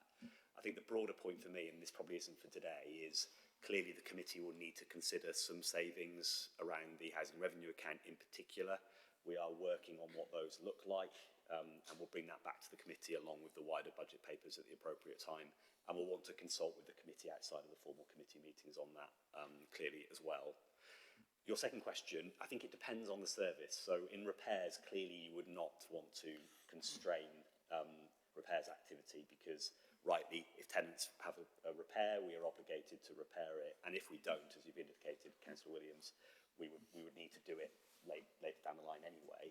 And one of the council's issues on repairs is because we've had a significant backlog of repairs, that is now causing quite a lot of financial pain around the repair service. So we do need to avoid that. I think in other services where it's more discretionary, the council could choose, obviously, to restrict or temporarily stop issuing things. A good example would be discretionary disabled facilities grants, where the council has some discretion about not upgrading a property or addressing a facilities issue, whereas others are kind of mandatory and we have to do them. Thank you. Yes, big pictures there. Just probably worth drawing attention to the bit here that says describes the savings target. This is in the revenue account of 15.5 million, with 15.4 million forecast as deliverable in year. So that actually is quite positive in that sense. But yeah, thank you, Mr. Chairman. So that's a very helpful approach looking at the wider issues there. Okay, your question, Fran, Councillor Bell, did you have a question? Thanks. Just a quick comment, really, because I always like to take the opportunity to promote the Future Sheffield programme, and I think you referred to it there, Paul, in your introduction as one of the ways that we are targeting the service for improvement.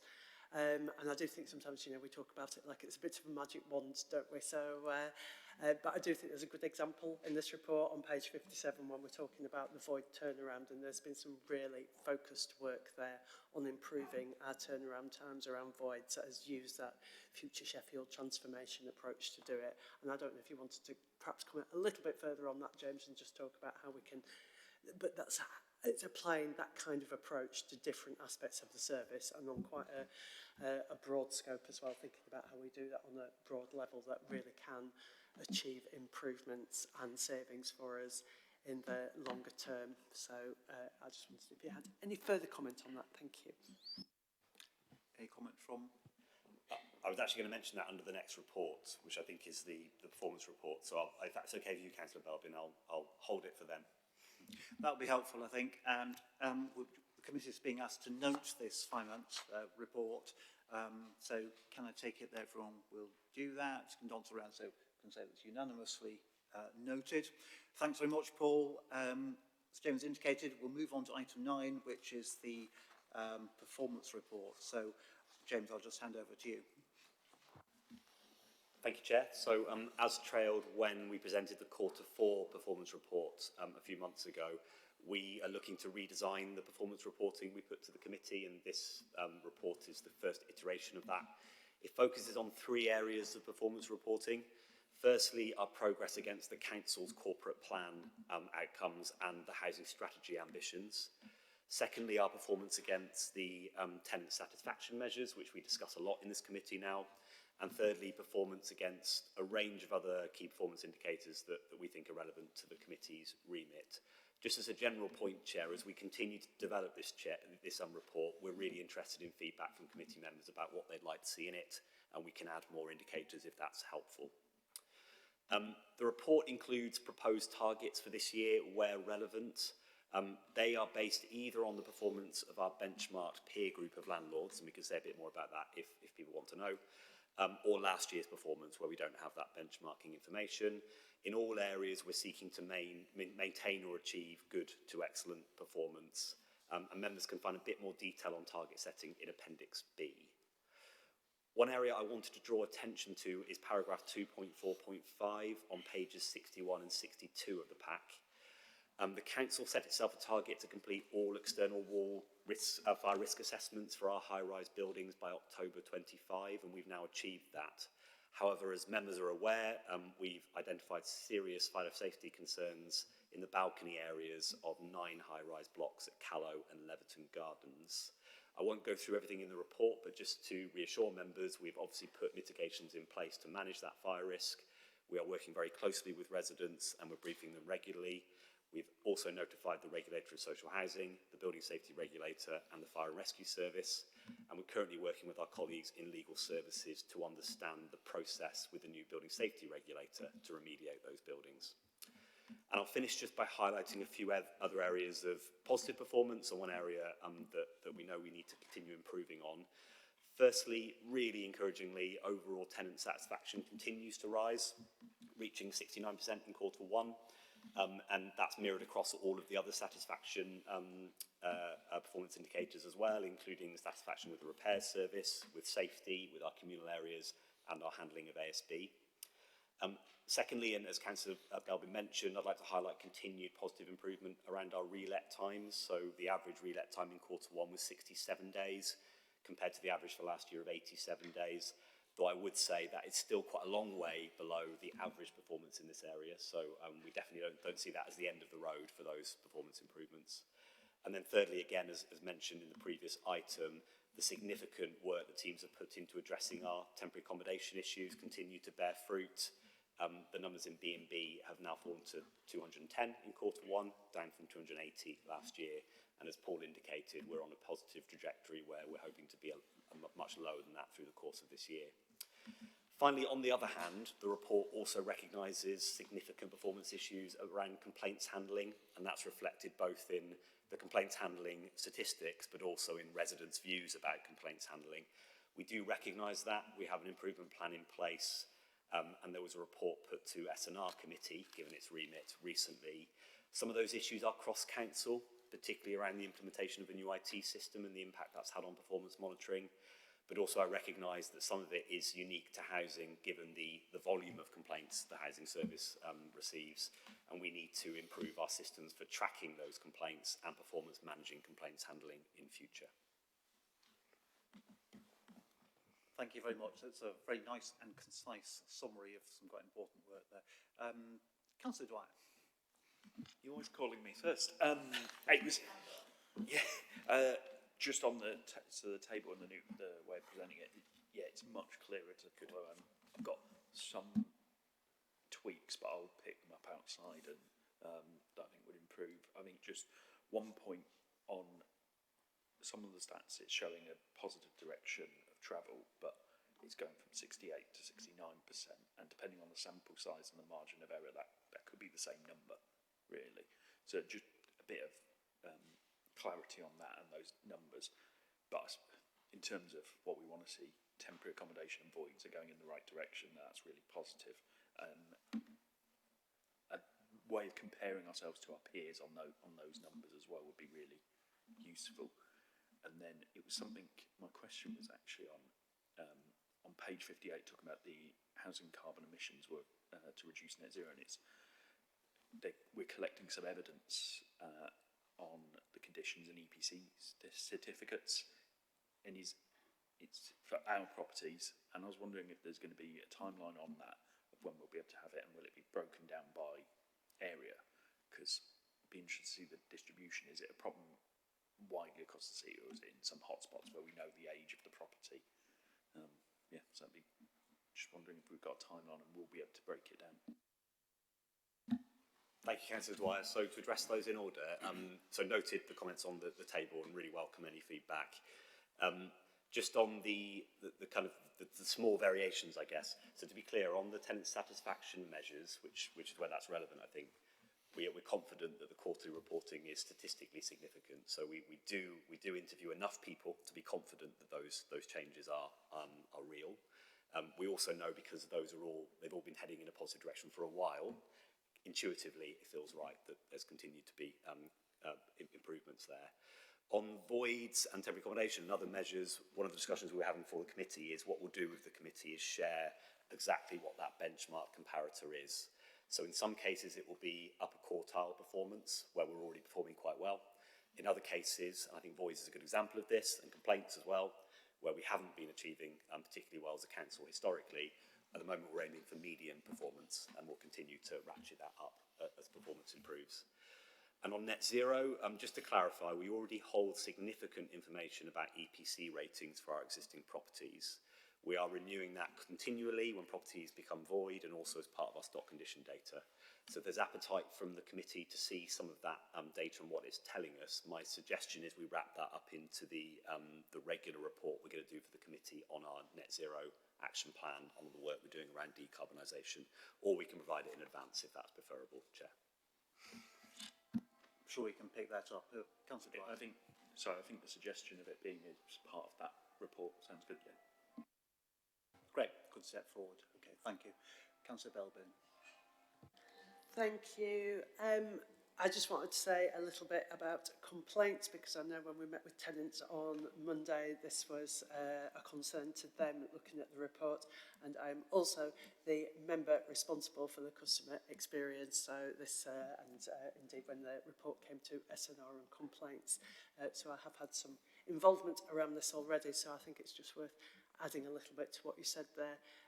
James, it was really helpful, and recognising, first of all, that the overall number of complaints going up or down doesn't necessarily tell us very much in itself, because, you know, people being able to make complaints may be a good thing if they've felt they haven't been able to complain before. So just the fact that they go up and down isn't particularly significant. But obviously we introduced the Housing Ombudsman Code of Practice in 2024, and that lays out particular demands for how quickly we respond to complaints at different stages. And there we clearly do need to have some improvement, and you've already talked about some of the issues around some of the systems that we're using. I'm pleased to say we are addressing this, as you say, as a council. We've had, I think just this week, we have a new head of customer experience who started in role, and having some of those new senior roles around the customer experience who are working across the council will really support us in making those improvements as a whole council, and particularly in how quickly we're able to respond to both stage 1 and stage 2 complaints. I think it is worth noting, though, that overall we've had a reduction in the number of complaints that are going to the Ombudsman, and although, you know, and I think although yes, when they get there, many of those are being upheld. I think we're talking about 33 across the whole organisation for both housing and other complaints. So that is a relatively low number, and that does demonstrate to some extent that we are dealing with them more effectively, I think, within the council. And so that feels like an important improvement to point out. But clearly, yeah, we've still got some way to go, but I think we are also aiming very high and to really improve greatly on some of these standards that we've got in front of us. Thank you. Thanks very much. Yes, some very good observations there. And of course, the reduction in complaints is possibly linked with, you know, the steady increase in tenant satisfaction and the satisfaction measures all round. I don't know if you had any further comments on that. Only very briefly, I'll say what I always say whenever the Ombudsman's mentioned. We just need to remember, and colleagues need to remember, when you see reports from the Ombudsman, that they tend to relate to complaints that were first made often years ago because of the significant backlog at the Ombudsman. So whilst it's really important, relevant information, we need to take learning from it, and we need to improve that relationship. We just need to be aware of that lag issue with the Ombudsman complaints in particular. Yeah, I think that's a very important point here. When we talk about stage 2 complaints here, we're talking about things that happened quite a long time ago, and a lot has changed in that time. So, yeah, very good point. Councillor Williams. Thank you, Chair, and thank you again for this report. Just looking at the key housing performance Q1 report, there's quite a few of the indicators which either have no target set or target not available. Now, I mean, it's not the majority by any means, but it's a significant number. Is that an ongoing plan of attack, or are you just working through setting up targets? Because my experience is if you have a target, it tends to drive change in behaviour. So in a very small number of cases, we need a target and we don't have one, and we will address that as soon as we can. In the majority of cases where it says not available, not applicable, it's because it wouldn't be appropriate to set a target. So a good example is the number of complaints the council receives or the number of ASB reports the council receives. We believe it wouldn't be appropriate to set a target for that. However, it is relevant information for the committee to see the trend, whether it's going up or down. So that's the explanation. If there are specific ones you want to know about, happy to try and answer those. Is there also a point about this being a relatively new system and that some are annual targets? Is there a point to be addressed there? Yeah, that's a good point on the annual targets in particular. They're definitely relevant for things like housing growth, where because these schemes often all happen in a certain quarter and they can move around, it just wouldn't be helpful, I think, to set a quarterly or a monthly target. Therefore, we focus more on the kind of annual target. So we'll have more complete data in a year's time, etc. Okay, all right. That's really helpful. Don't see any other questions, so I do see another question. Councillor Norris. Sorry, I was just waiting till other people had asked. It's about responsive repairs. I really appreciate particularly what you said about the link between changes in the way we do capital work and really bringing our responsive repairs down.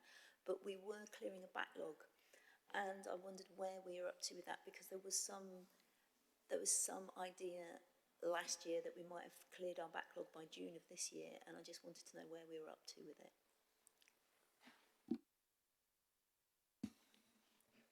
Thank you, Councillor. I'm just trying to find the actual numbers in the report because they are in there somewhere. I can confirm that we're not quite through it yet.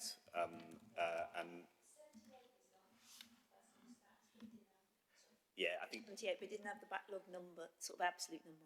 Yeah, so we have those, and actually what I can do with the committee is I can share the latest position by work stream. So we're in a much better, more improved position. For some work streams, such as responsive repairs, the backlog is essentially cleared now. The issue is more, we have a lot of repairs that we're not quite getting to within the time frame in the policy. So it's more of a performance issue than a backlog issue. Whereas in other work streams, such as damp and mould, we're still trying to clear what is quite a historic backlog. In that case, we're trying to do that before Arab's Law comes in next month.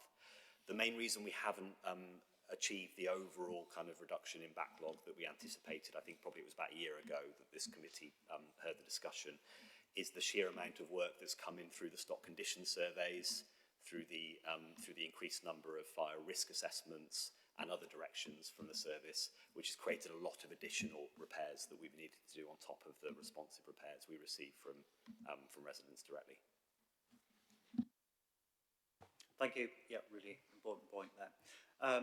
Page 78 is actually a good example of the trend that's all going in the right direction, even despite us acknowledging that we're not there yet in all the measures that we want to be. I think that's the overall message from this report. There's a lot of good work going on there, but it is complex. No other questions? We're being asked to note this report. I'll just find the page with the recommendations on, which is page 54.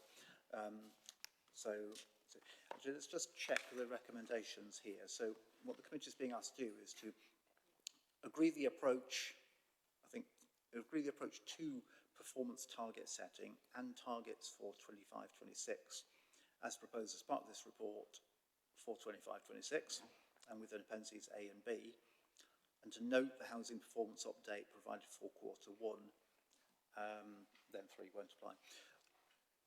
So that's what we're being asked to. Actually, let me just check what are we actually saying about targets? I think this is saying we're being asked to agree the approach to performance target setting. The papers don't set out specific proposed new targets, do they? Just check I'm not missing something there. The targets are in the table in Appendix 1. There's a column, a target column, which we've indicated there. I've explained, and it's covered in the paper in the Appendix B, how we've got to those targets. Again, happy to provide more information on any of the specific ones if that's helpful for the committee, but we are asking for endorsement that those are the targets we should be measuring ourselves against for this year. Now, I thought those were the targets that we're working to at present rather than any change. Which page are we looking at? So just remind me. So they're in Appendix A in that table, which is page 74 onwards. Yeah, okay. So for example, just taking the first row, the 75%, that is the upper quartile score from our benchmarked peer group. That's data from Housemark, and that's what we're aiming for in that respect.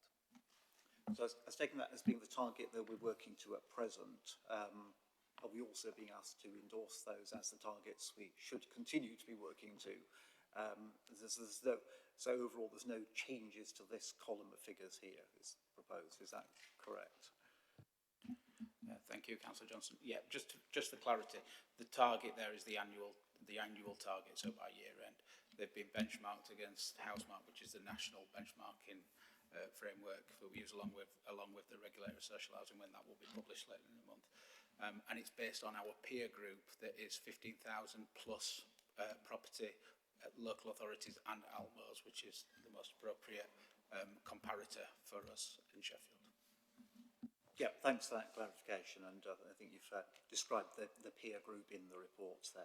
Councillor Norris, yeah. Just in previous versions of the report, I do like this new format. It is easy to read, and I really welcome that the net zero stuff is woven in now. But those targets, it was clear when it was, you could see clearly before when it was the benchmark group that it was referred to and whether it was upper, lower quartile, or so it was. I just wondered if we could put that back in somehow, because that was useful in tracking. And I also appreciate there's times when we need absolute numbers like number of voids, as well as changing how long it takes us to shift them. Thank you, Councillor Norris. Yep, noted, and we'll reflect on that and change that for next time. Right, thanks very much. So if we go back to the recommendations that I just read out on page 54, people happy to agree those? Yep, it seems that right. So we can agree that unanimously and move on to the next item. Thank you both for that. So next item is, I think, the leasehold block insurance. Thanks for coming. Yeah. You can get out. Right, so on the agenda, so item 10, yeah, procurement of a leasehold block insurance. It's nearly 12 o'clock. I anticipate this could be a relatively short item, but let's see. Dean, welcome to the hot seat today. Do you want to introduce yourself formally for the record and then briefly outline the report, assuming that we've read it as usual? Good morning, everybody. I'm Dean Butterworth. I'm the Council's Assistant Director of Neighbourhoods. The report hopefully is self-explanatory, but I'll just go over a couple of pertinent points within here. That we've both got a statutory and a lease obligation to provide block insurance to our 3,100 leaseholders across our stock.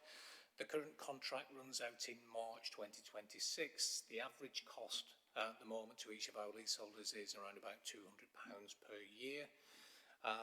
What we're looking for is permission to procure a new contract from April 26 for the next 5 years.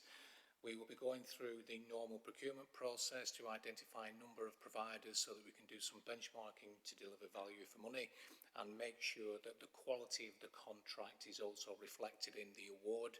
So not just looking at financial value, we're also looking at how they provide customer service, how quickly they turn around the claims and how they manage that whole process.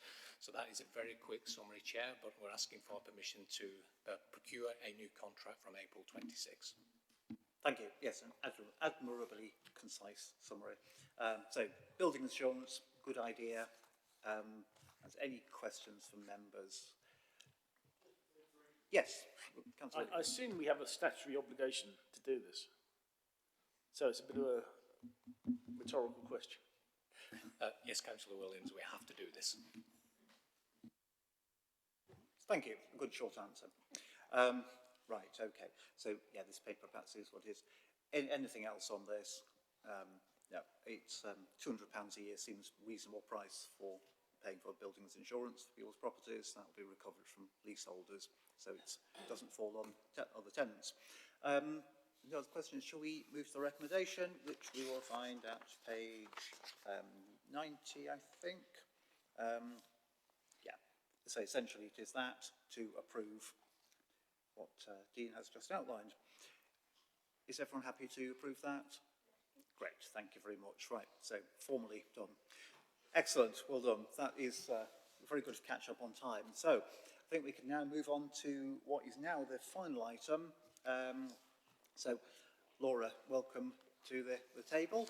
Again, we'll ask you to introduce yourself first of all, and then introduce the summary of the report on the what's called the psychology service, which is, you perhaps might need to explain the title of that item there. But perhaps you can also just explain, we've got the report there, there is an additional equality impact assessment which is now online on the agenda webpage, that's been published. There's been some more discussions, I think you've probably got a bit more to tell the committee about.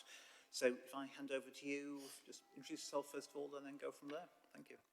Yeah, so good afternoon everyone. I'm Laura Costa, I'm the Service Manager for Commissioning and Partnerships in Housing. So I'm here today to present the psychology report, and I'll just do a brief summary of the report for you.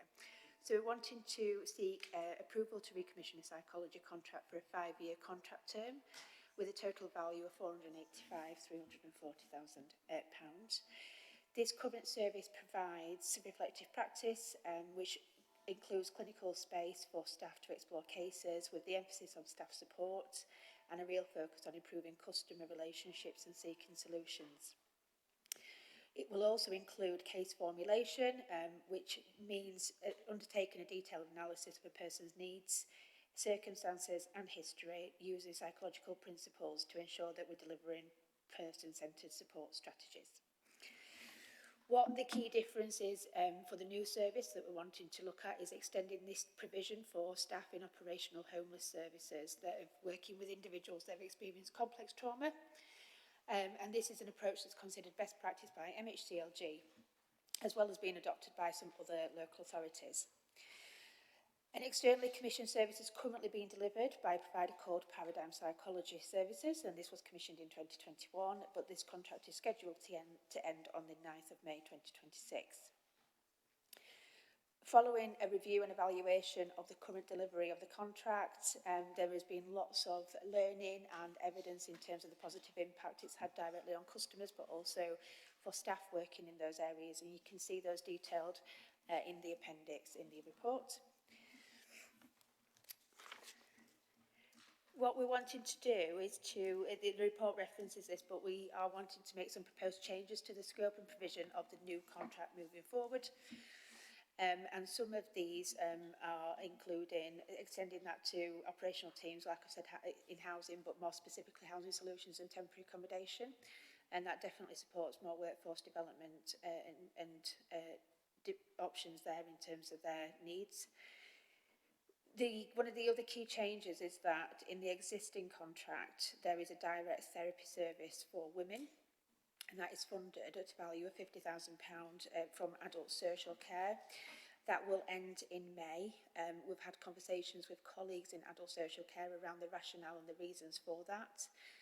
There is many that they've put forward, and I can go into those if you would like me to. Well, I'll see if there's any questions. Chair, yeah. But yeah, and they've gone through their relevant governance processes in terms of taking that decision forward. As part of that decision, an equality impact assessment has been completed, and as you can see, it's appended to the report, which does acknowledge that the loss of this provision may result in some consequences for women experiencing homelessness, but also expresses the mitigation that will be put forward by adult social care to try and ensure that those issues are resolved. So the new service proposal will be funded from general fund and grant income, and you can see how that's broken down in the Appendix 1. And there's an annual core grant of 97,000. Although that be a slight reduction in terms of the existing one, it's actually an increase in the reflective practice section of the contract, which is really, really positive. So I'll pause there because you've probably got a lot of questions there, but yeah, and I'm happy to take them. Right, thank you very much for that. Yeah, as Show's just reminded me, so one of the appendices that's got the usual financial details in is confidential, so it's not been made publicly available. So just going to say to members, if anyone wants to talk about those detailed figures specifically, can flag that up before speaking, because we'd need to stop the webcast and ask people to leave the room. We probably don't need to do that, so we're still in open session at the moment. And also just want to draw people's attention to Appendix 2 and Appendix 3 in particular on page 117, because those give case examples of the how it helps our staff understand people going through trauma. And those case examples I found personally very illustrative of the value of this sort of work about supporting our staff. So that's just my comment. Now, Laura's explained quite a bit there. Do we have questions from anyone on the committee, first of all? And the answer may be no. Yes, there is. Councillor Turpin. Thanks. I think that when people are in trauma, they need help there and then, and not be waiting for another service or to be picked up by someone else. £50,000, might be a lot of money to you or I, but in terms of how we spend money in the council, it's basically nothing, and I don't think we should be scrapping that service to save £50,000. Okay. So it's not necessarily our decision that we're not going to fund that. We've had that conversation with adult social care. It is their funding and their choice to look at that investment option. You're absolutely right. There is a lot of people that are experiencing trauma. If we think about women as well in homelessness services, the additional barriers there, absolutely. But the longer term solution is to look at more strategic pathways with mental health colleagues and services to ensure that people can access treatment in a much more timely way that's beneficial for them. So that's definitely the long term aim, and that's something that we want to absolutely work on with other colleagues and services. It's just, this is basically all that's bad about austerity. We can save money by not printing out reports for committee meetings, but to save money by removing a frontline service is just the worst. It's just the worst. And I'm unsure what to do about this, because, this isn't something I can support whatsoever. It just isn't. And I know that adult social care is under a lot of pressure, but this is not a saving that should be made. And the more routes into frontline services, as far as I'm concerned, the better. James, do you want to go in there? Thank you, Councillor Turpin. Your comments are noted. I just wanted to clarify that the decision in front of the committee, is exactly the decision in front of the committee is to authorise expenditure of housing monies on a new service for housing. We've noted the interaction with the adult care decision because it's clearly relevant to the decision, but it's not, my understanding, Sherry, is it's not within the remit of this committee to agree or disagree with the adult care decision. Absolutely. I've just been mentioning that to Chair, didn't I, privately? Yeah, it isn't obviously, it is obviously something that's already been, a decision that's been made, and it's not within your gift to be able to amend that decision. It's really what's been the recommendations that's been asked, and about the recommission and procurement of this psychology service is what's been asked of members today. So let's just clarify, because I think there's a couple of different things. So I'm just going to speak as chair about what I think we are doing. I think it's slightly unfortunate we've got two different services being addressed in one report, and the equality impact assessment, frankly, does kind of muddle them up a bit. I think we've had discussions about this in briefings.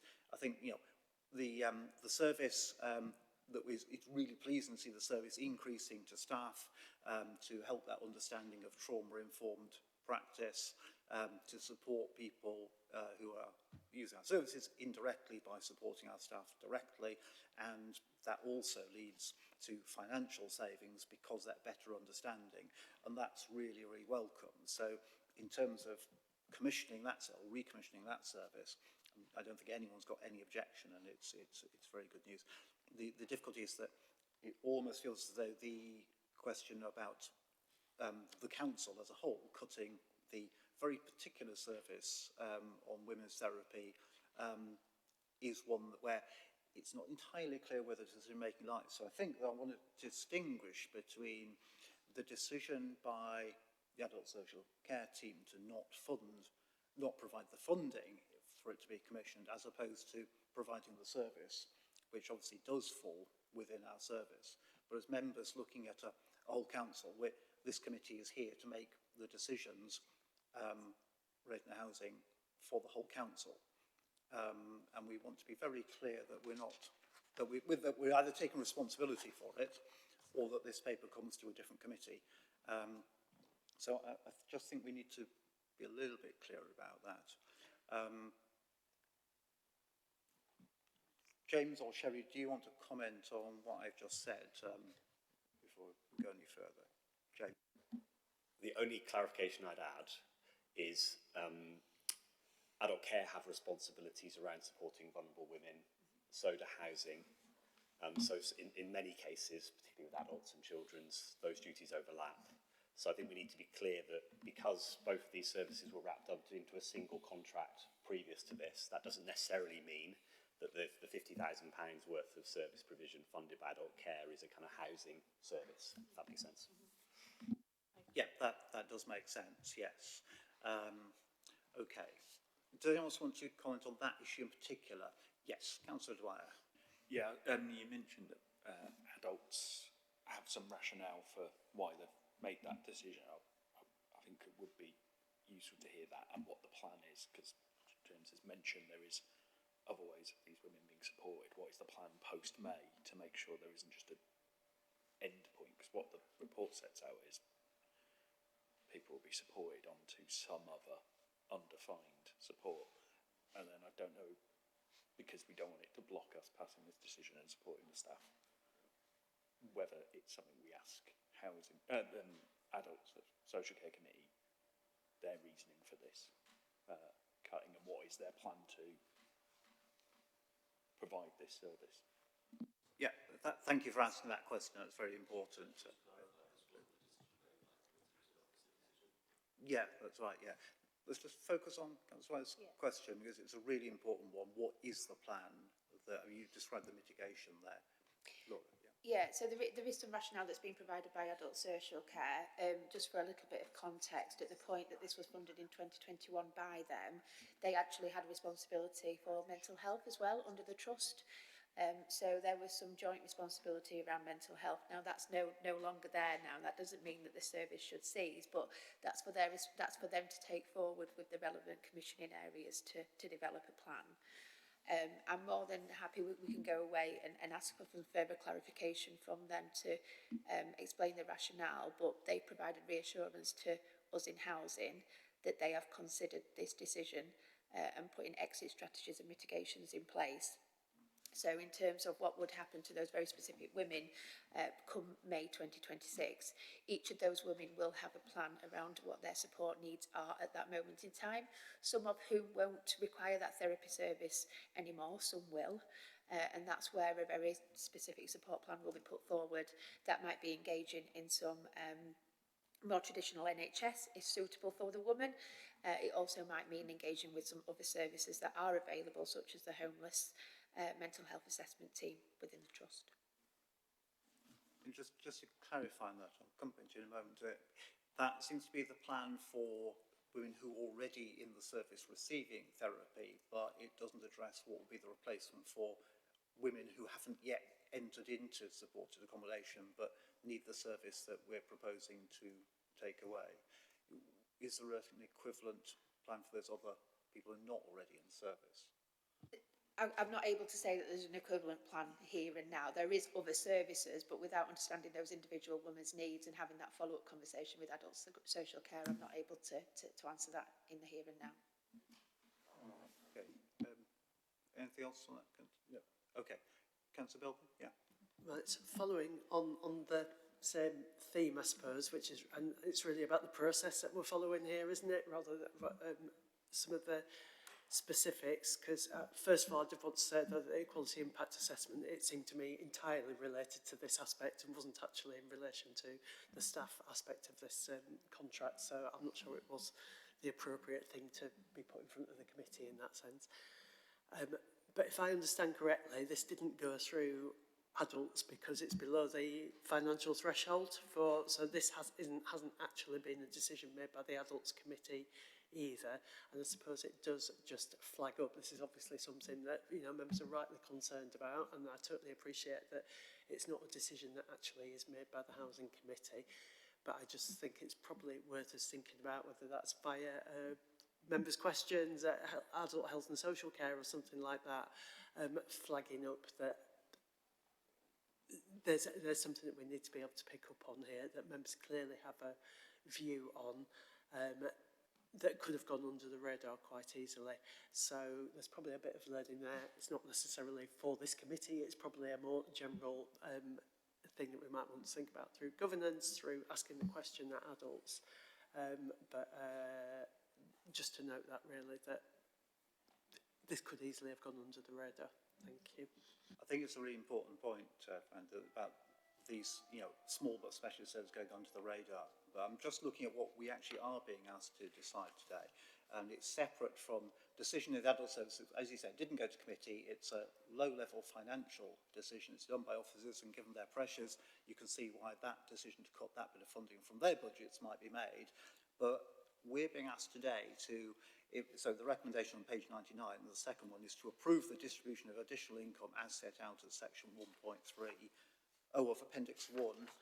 Okay, let's just cross-reference that, because 1.3 in the main report specifically refers to therapy for support for women that is funded by adult social care as part of the will not continue due to budget pressures. And whilst that may be understandable, it looks to me as though that is what we're being asked to approve. However, that's because I'm looking at the wrong 1.3. Yeah. I mean, in other words, I'm trying to work out, you know, what this committee is being asked to say about whether we approve or disapprove or are neutral about the importance of this service. Sorry, that's me rambling on about my wrong numbering. Let's go to Councillor Baker.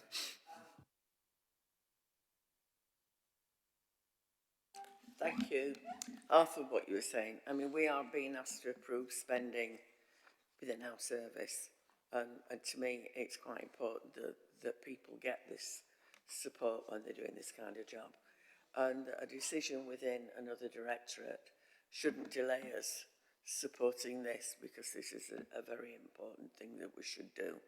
So we've got ways within our groups to put pressure on other directors, and as we all feel quite strongly about this, perhaps that's the way for it to go. And if we could support this, we could get help for people who need it more quickly. Thank you, Chair. Absolutely, I think that's right. I think we're all agreed that we need to recommission the main service here, but at the same time expressing concerns about the loss of this very specialist service. If we're not being asked to endorse that decision, then I think we can live with it. But yeah, I mean, I guess the sentiment in the room here is, Laura, if you can take that away. And what we haven't had is any evaluation of how effective the service is or isn't. But I mean, I do note it is indicated in some of the reports this is quite a specialist service that's designed to reach people in the way that is not provided for by mainstream services. And in particular, the point about providing therapy in people's own language. So in equalities terms, it seems to disproportionately affect Asian women, doesn't it? Laura, is that something you can take away if we note those today? It is, Chair. I just wanted to reference around in terms of the impact and quality. So when previously this contract was commissioned under the public health, it's come to housing. So we do really need a critical look when we're developing that service specification around what specific measures we want to have in place there. It's a very qualitative based type of contract, but we still need to think about that. So we will be looking at that as we develop the service spec, and we will take away your comments and issues that you've raised today. Thanks, that's really helpful, and it's something we should keep open. So in the event we found a spare £50,000 and we'll have to decide what to do with it. Go to Councillor Williams and then come back to you, Councillor Turk. Thank you, Chair. Yeah, I struggled a bit with this report because when I started reading it, I thought the money was being used for one thing, and by the end of it, I kind of thought, no, it might be being used for something else. I don't know if I'm alone in that, perhaps that's just me. The question I have, the £97,000 a year, £500,000 over 5 years, is that being used to support staff to do their jobs and support their welfare, etc.?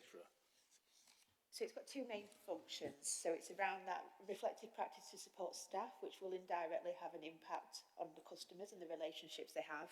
And then there's another part of it around case formulation, where that's very, very individual focused work.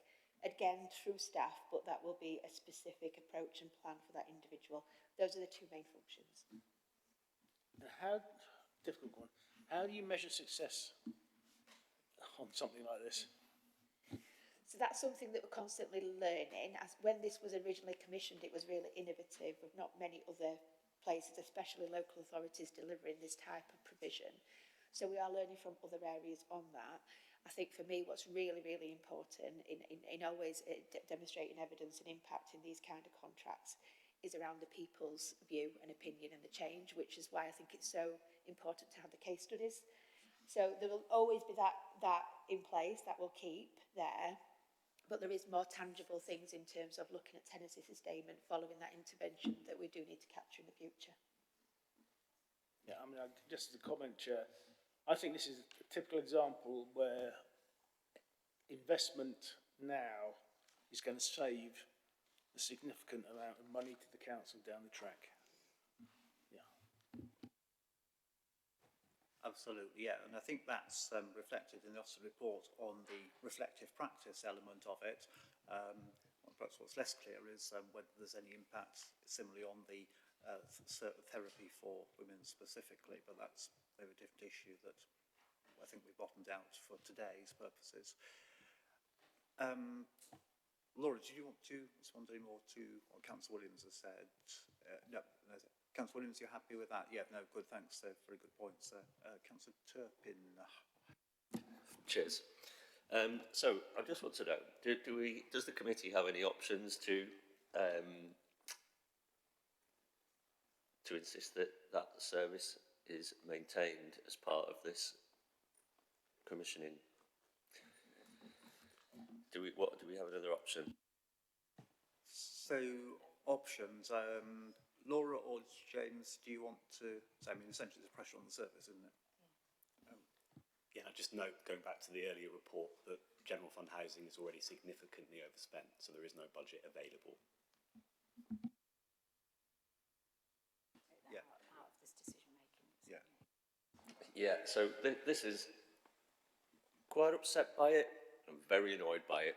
And it's kind of, I feel like officers have stuck this in there, and it's not the officers who are going to be the ones being approached in the street saying, why have you cut that frontline service? It's us. And I'm just not happy about it at all. And I'm minded basically to just vote against this, because I do think that it's good what's being discussed, what we're supposed to be commissioning, but it's not the service that we should be commissioning. It's service minus the frontline service for vulnerable women.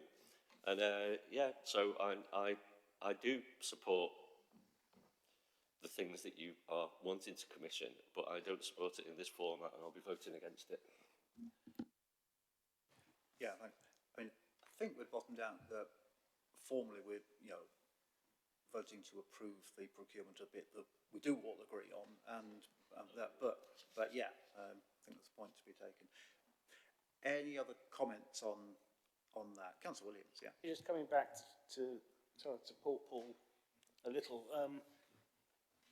Obviously, it's not our decision, that element of it, I understand that, but is there any way we can have our thoughts noted that... I voted against it. But we can't. No, because if we vote against it, in my view... It's all mate. It's all mate. They can come back next month with a better proposal if they're that bothered. Yeah. Is there a way we can formally recommend that this is brought to the Adult Social Care, Adult Social Committee? No. We can't do that. Yeah, sorry. It's a decision that's already been made.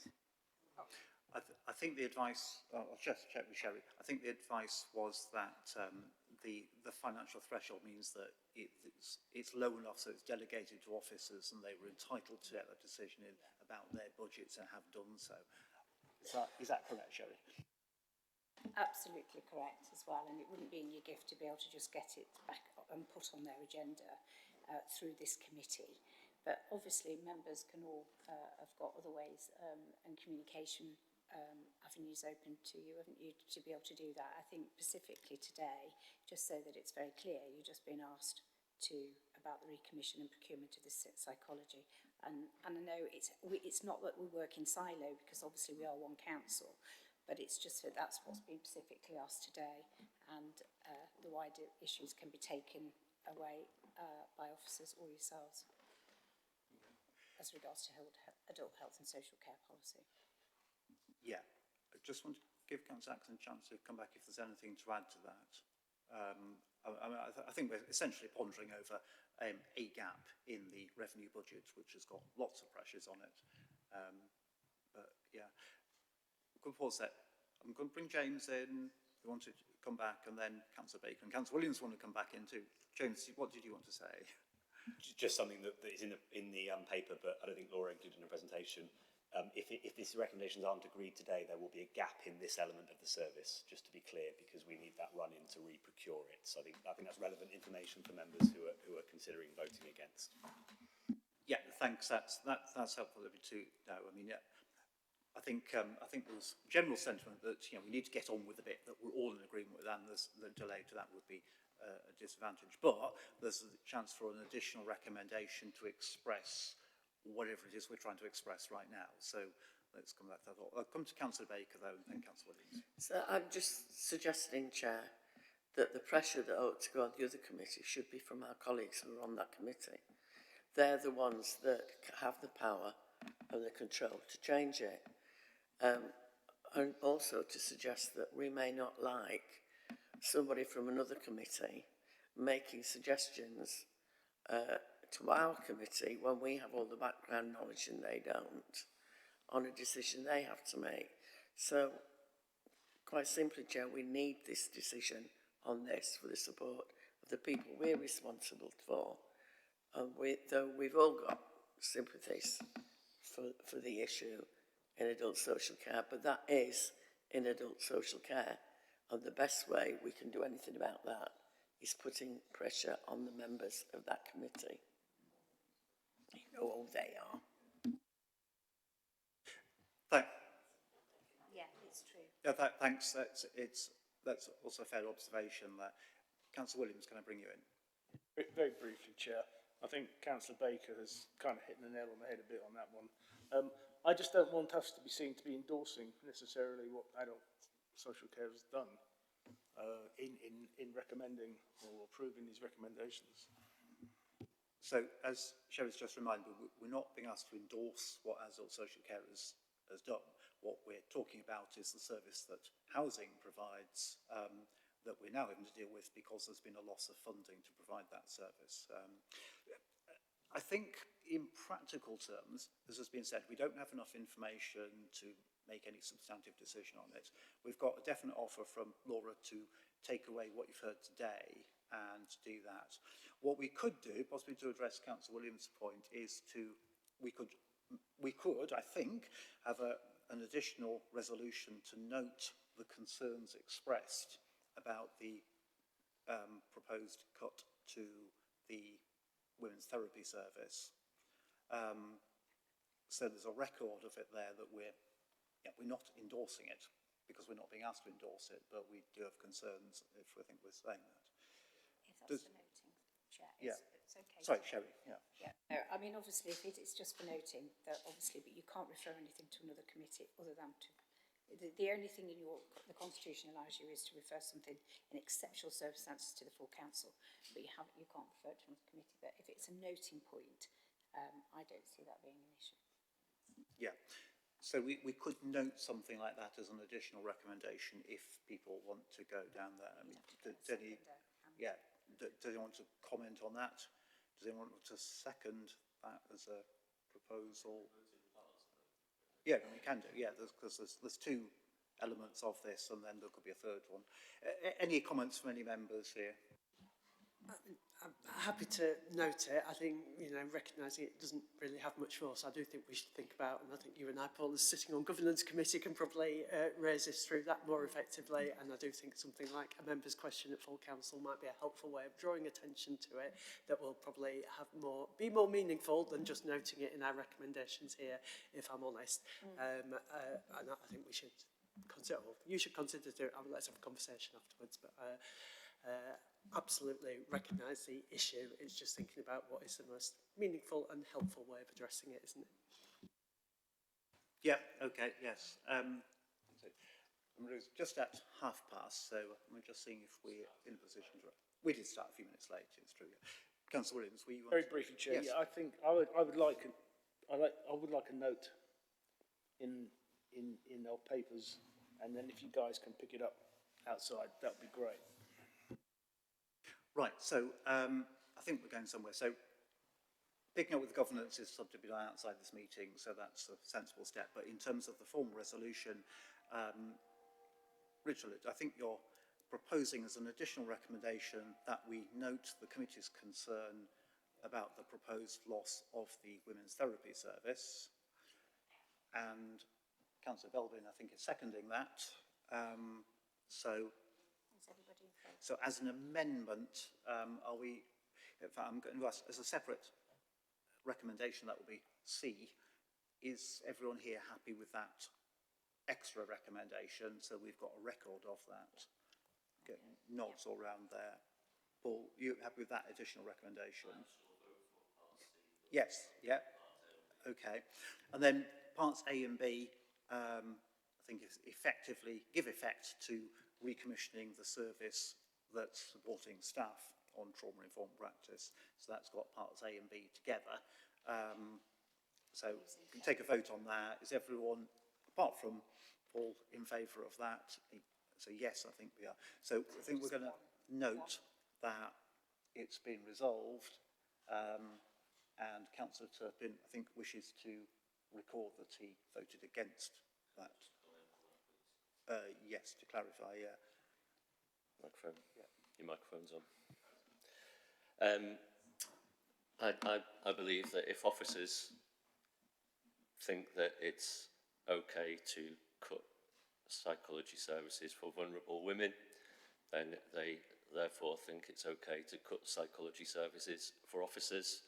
And on a matter of principle, I'm voting against the reprocurement of this policy while it omits the part to support vulnerable homeless women, and it's akin to buying a car without the doors.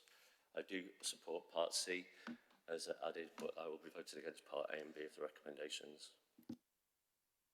Right, okay, that's so Joanne got a note of that. So overall, that because carried, so can get on with the recommissioning as planned. And then there's some further work to do, isn't there? So thanks for presenting that bit today, Laura. So it's got a bit messy there, but we've got to the end of that item. And that also means we've got to the end of the agenda there. So we're just in time, about 2.5 hours. So I think that is it. So next meeting is 23rd of October. Thank you for coming today. Thanks to the officers for supporting the decision making, and thanks to members of the public who came. That's it. Meeting ended.